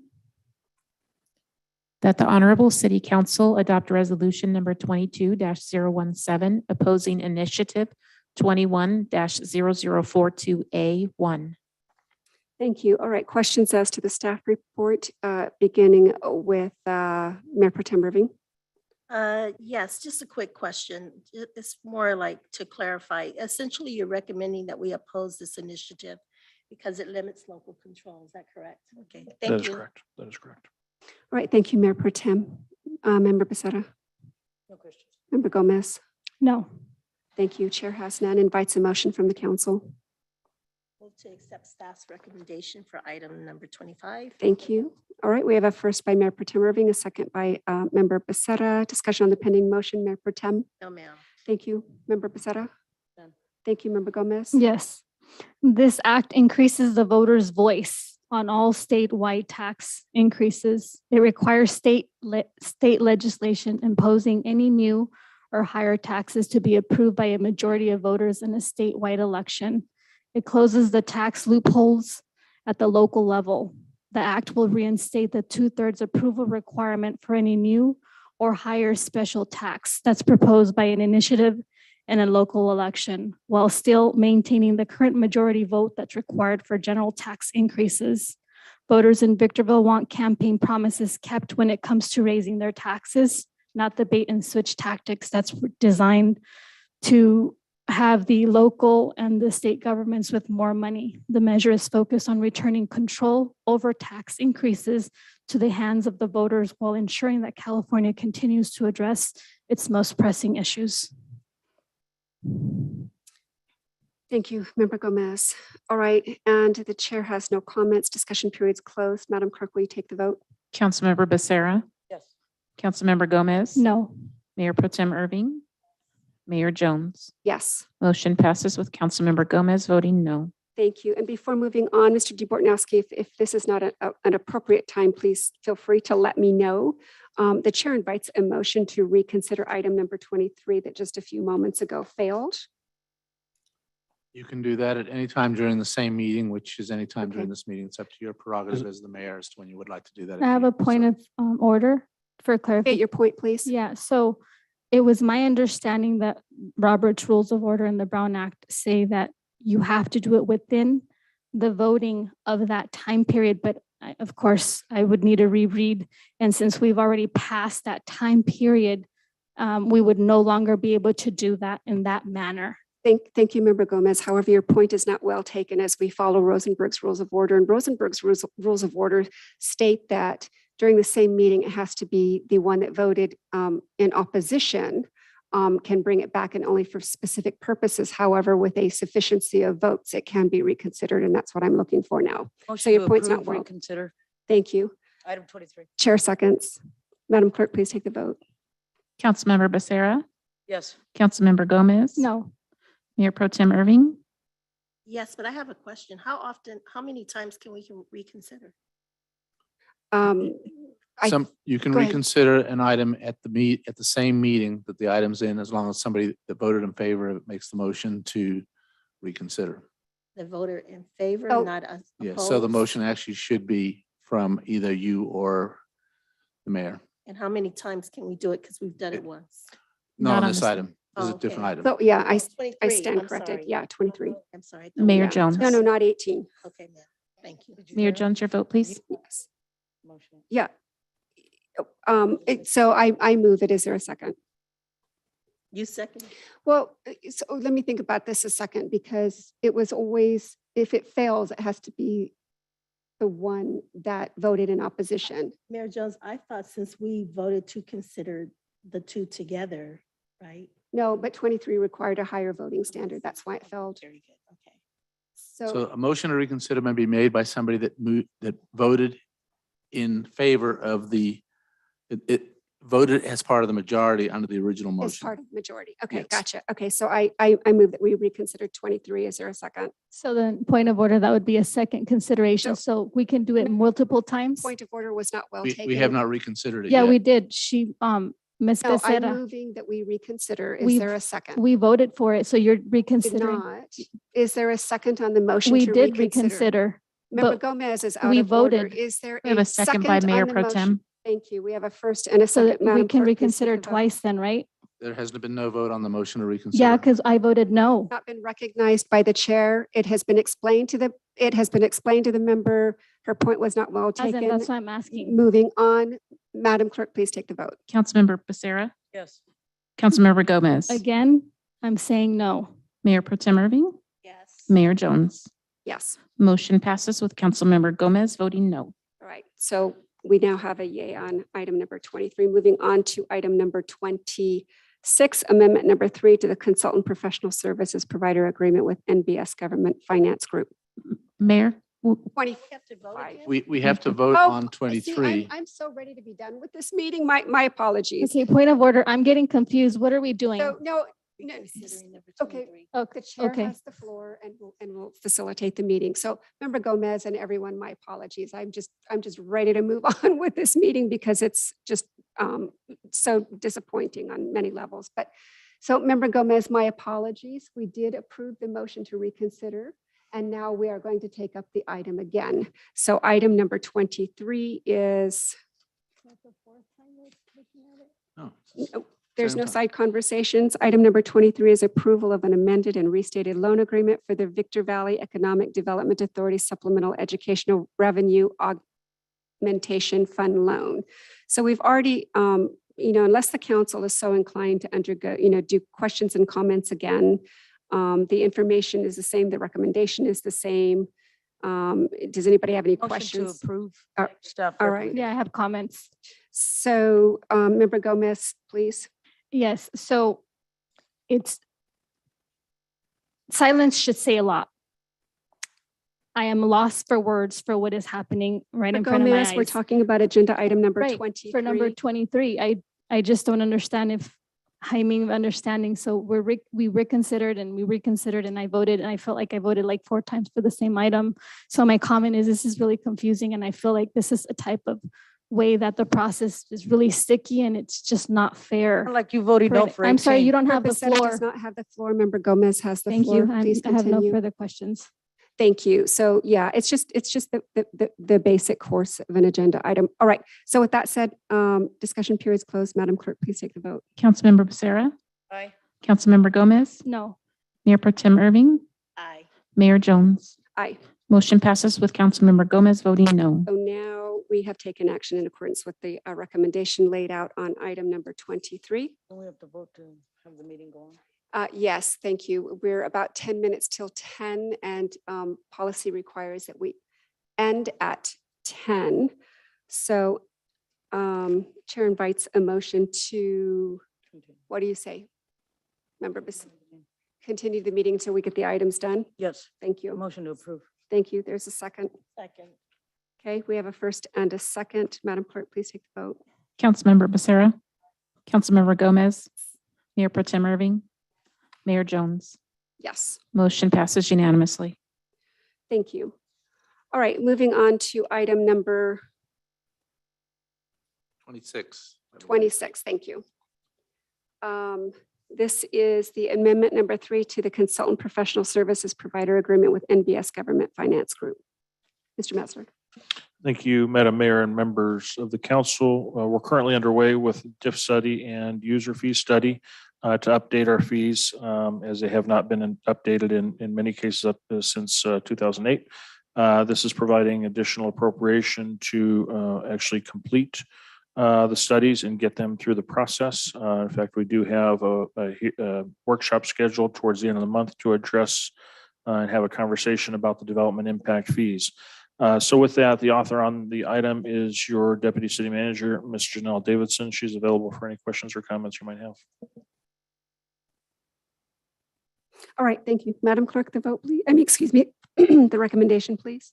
That the Honorable City Council approve amendment number 3 to the consultant professional services provider agreement with NBS Government Finance Group, increasing compensation by $24,798 for the completion of the citywide user fee study and development impact fee study. Thank you. All right, questions for clarification, beginning with Member Becerra. No question. Thank you, Member Gomez. Yes, so since we hired NBS to provide certain services and we left out, it seems like in the original contract, fire department, how is this, I believe it's an amendment. So are we just adding the fire for some kind of survey or what is it that's really taking place? I feel like we're forgetting a couple of things and we're just kind of squishing them in there. But of course, I wasn't in the planning stages. So if you help me understand this one. Yeah, I'm not sure this is relating to fire, so it's not quite clear what you're asking, but So I can just read a little bit of why it said fire. It says, however, the original contract did not include services for the fire department. That's where I got that information from on page 704 for item number 26.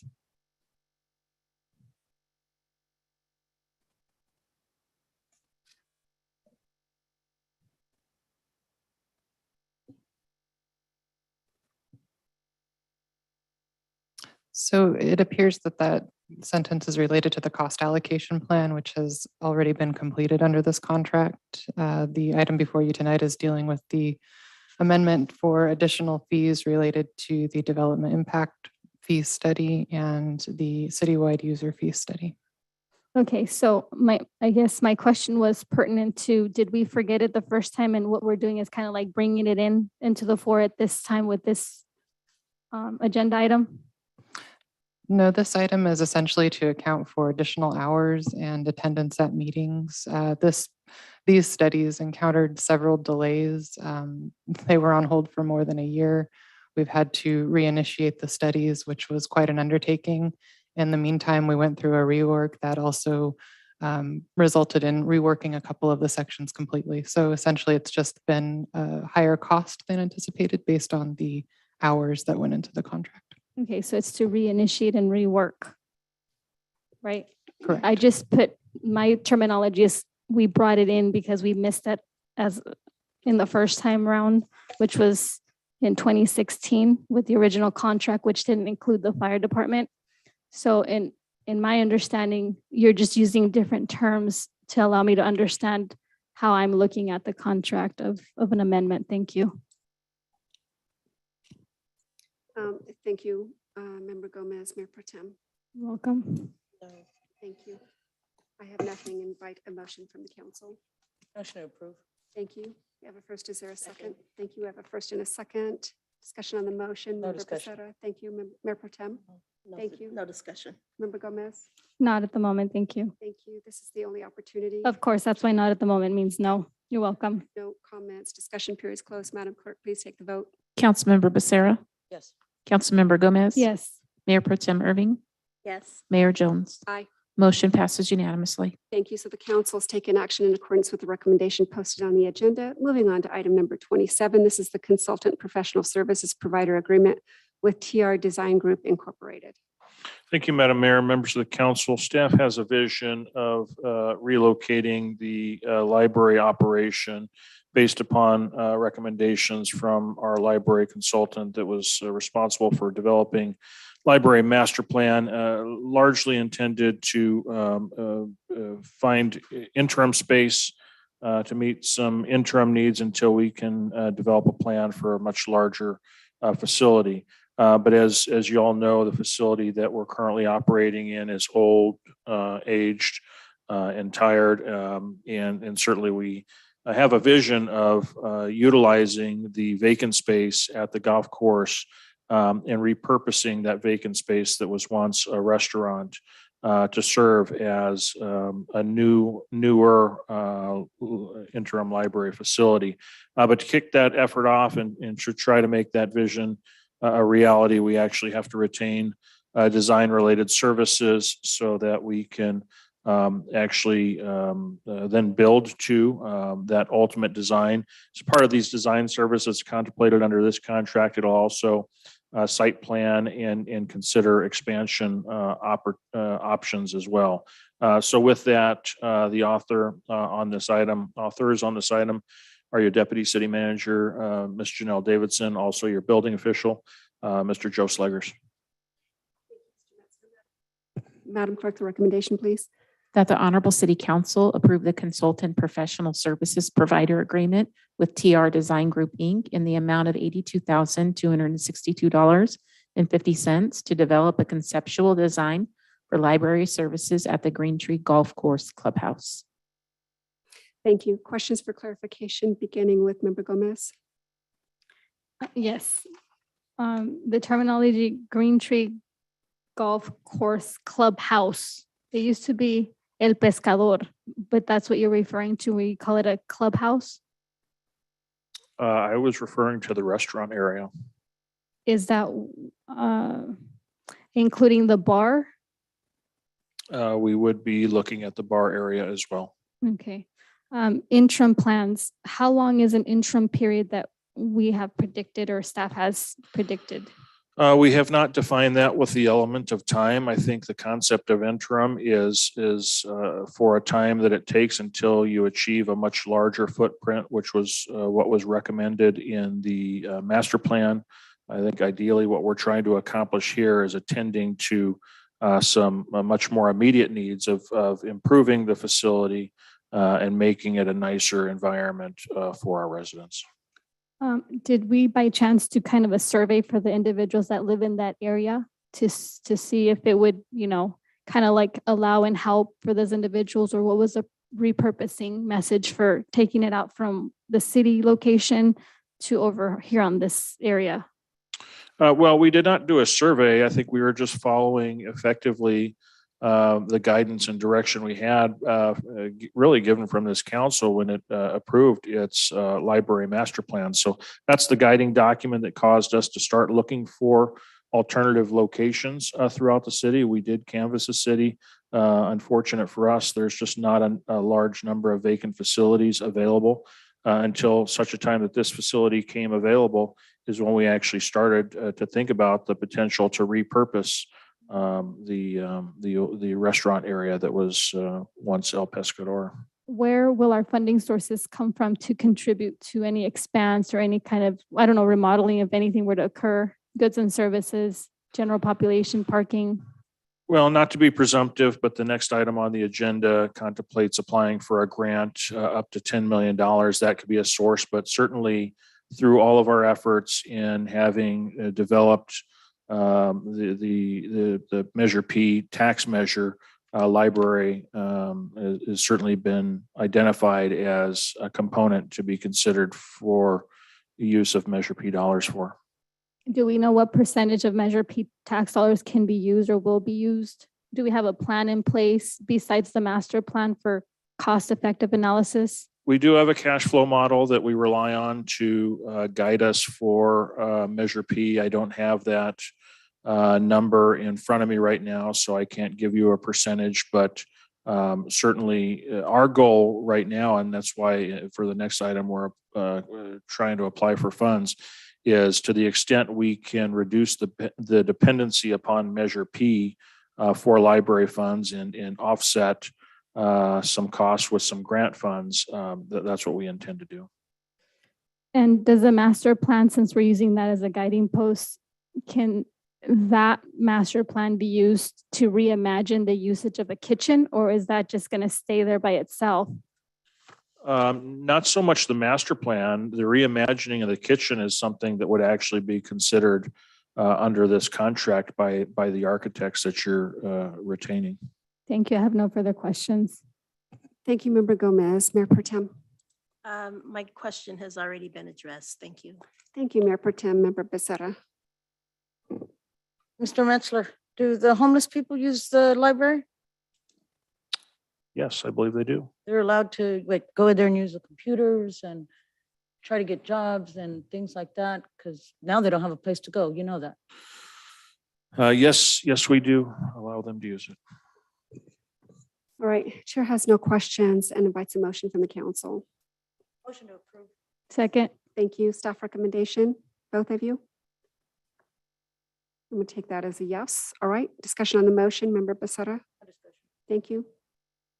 Member Gomez. Yes. So I'm glad that the homeless will be allowed to be within the facility. I'm going to make sure that I kind of visit them and they're not being kicked out like they have been in other areas. Okay, Member Gomez, we're going to And keep so this I on the pending appreciate that motion. we have the remodeling and the interim positions that we do. And thank you for thinking about this area. It's quite nice. Thank you, Mayor Pro Tem. No, I don't have any comments. Thank you. Chair has non-discussion periods closed. Madam Clerk, please take the vote. Councilmember Becerra, Yes. Councilmember Gomez. Yes. Mayor Pro Tem Irving, Mayor Jones. Yes. Motion passes unanimously. Thank you. Moving on to item number 28, Building Forward Library Infrastructure Grant Program. Mr. Metzler. Thank you, Madam Mayor and members of the council. Yes, this item just allows us to apply for state funds. State has allocated about $440 million to address life safety and critical maintenance needs at libraries throughout the state of California. With our application, we'd be seeking up to $10 million. There is a match requirement and presumably that match requirement, if awarded funds, would come from your Measure P dollars. So this gets us started in the process of securing funds. Ideally, we, with having retained the consultant to design the facility, once we have design in the perfect world, these funds that we're applying for get awarded, and we'll actually have a funding structure in place to complete the construction of the improvements. Thank you. Madam Clerk, the recommendation, please. That the Honorable City Council adopt resolution number 22-024, authorizing the city manager or his designee to apply, accept, and execute grant funds for the Building Forward Library Infrastructure Program grant from the California State Library. All right, thank you very much. Moving on to technical questions for clarification, beginning with Mayor Pro Tem. Don't have any questions. Thank you. Member Becerra. Thank you, Member Gomez. Yes. So what are the deadlines and the constraints to get this process started?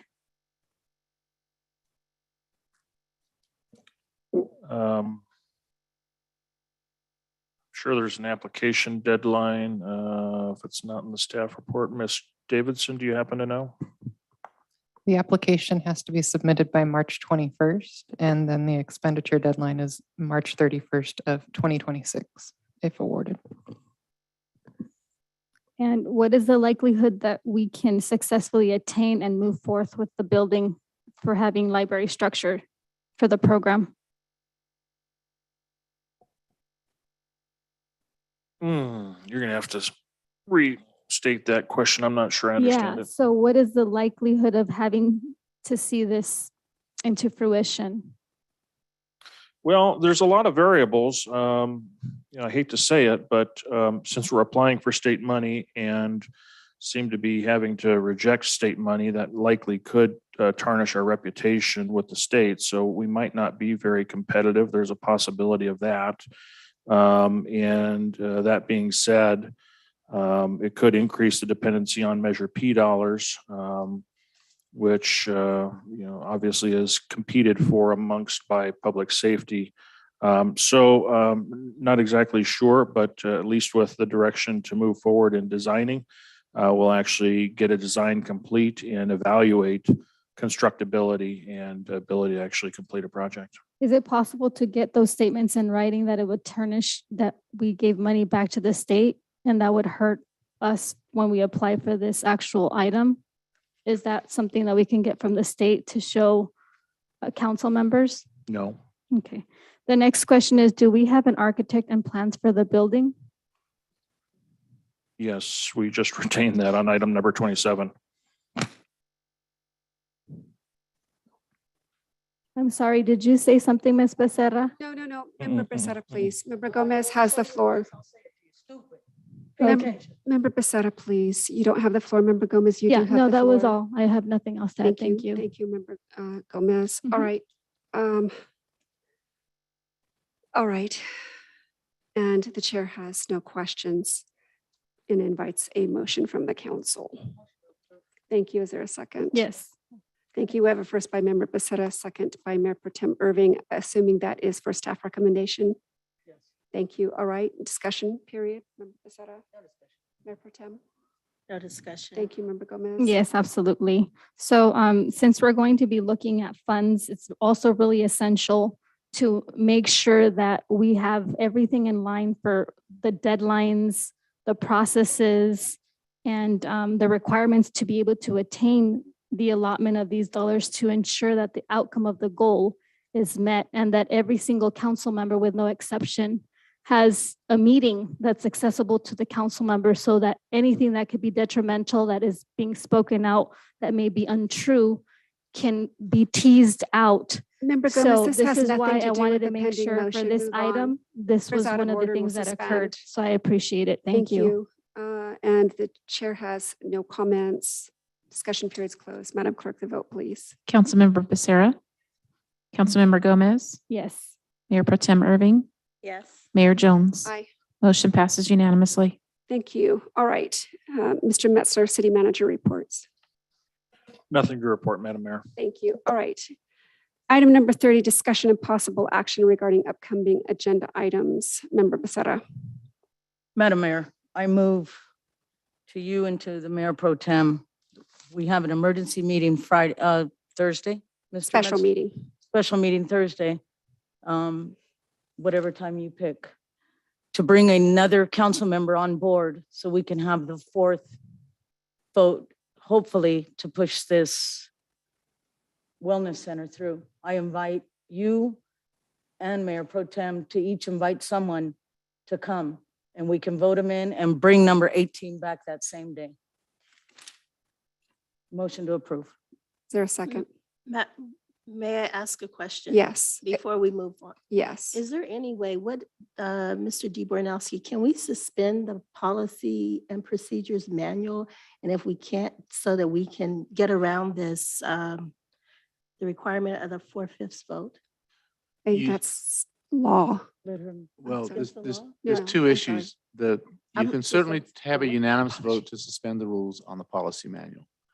The requirement with respect to the bidding issue on the prior item number 18, that is actually a municipal code requirement. The only way to get around that would be to take an urgency ordinance, which again requires basically a 4/5 vote I see. to change the municipal code. That would be the way to do it. And you could do it through, I think you'd have justification for an urgency ordinance. to do it that way, which could be done immediately, but again, it But we need a requires. 4/5 Yes. vote for that. So essentially our hands are tied. Correct. Thank you. All right, thank you. Thank you for allowing me to answer. Yeah, and my Yeah. apologies. I shouldn't have interrupted. Again, I invite yourself and the mayor to bring somebody here to, let's appoint him to the city council till November. We can't let this go. We can't. Can we do that? It would be for the, it would be until November. It would I be, thought we were outside of our. No, I'm bringing it policy- back. The policy manual unfortunately has set of steps and procedures even for appointment to go through a robust interview process as well. Yes. Again, that is going to unfortunately require you suspend the rules if you do it, unless you don't follow the policy manual. Didn't the mayor already have a robust interview process that we could use? I thought we were outside of the law for that. We had 60 days or something. Yeah, the original rule was 60 days to either appoint or go to a special election. It's unclear what happens after that 60 days. There's no sort of, there's no ruling out there as to what happens after that. I would suspect that you could probably appoint somebody, but again, you'd have to follow your policy and procedures manual to do that at this point. And you need 4/5 vote to suspend it. Just suspend the rules, correct? Hands are tied. Councilwoman Gomez, can you reconsider? What do you mean? I've been here 5 years. I'm voting the same way that all of you guys are. I don't understand. On item 18. My voice has been spoken and I speak on behalf of the community and so do you guys. And you have made every way that you possibly can as a team without me. I appreciate. That's all I could But we say. need you. I need you 5 years ago, 4, 3, 2, 1, future. I mean, same thing I here. The appreciate your community needs position. us. I appreciate your position. Thank you. so just so that we don't turn this into an actual item, but Mr. DeBortnowski, the policy manual does talk about a robust procedure, but we can define exactly what that is, correct? I think you could do that under the circumstances. Okay. So, My motion is to bring a council member on Friday, at whatever time you choose, and bring item 18 back to the floor. It's not that I'm not in favor of that. It's the only way we can do it. No, I understand, but where I'm coming from is, I thought we were governed at the last time. We needed a special ordinance or something and declare an emergency, but we were outside of that timeframe. Back in, what was it? Back when under the original government code provision, yes, it requires once there's a vacancy that you have 60 days to either appoint or to elect. Right. There's no clear guidance as to what happens after that 60 days. I know some of the cities after the 60 days have expired, have either gone and called for an election or have even at some point appointed after the 60-day period. And they probably have gotten the blessing of the Attorney General to bless that transaction, because the statute's kind of crazy in that you're stuck with 60 days to do something. It doesn't tell you what to do if you don't get there. So let me understand something. We're going to need a 4/5 vote somewhere, and I'm wanting to understand where that is. Where, hook it up for me so I understand. Well, again, you will have to look at the policy manual and see if we can amend the policy manual on a majority vote. Right now, if we're suspending the rules, that certainly requires a 4/5 vote. But that being said, you adopted this policy manual on a majority vote. So maybe you can amend the policy manual. I'd like to look into that. or not even amend it, just do the process. I mean, it doesn't define what the rigorous process is that can take place in one day. The requirement, however, to change the municipal code where the 4/5 Oh, this is voting correct. requirement, Yeah. that would require an urgency ordinance in order to change the municipal code. But that emergency ordinance has to pass by 4/5 vote. Correct. So you still get to. Okay, so we're still in the same position. Correct. That's what I'm understanding. Yep.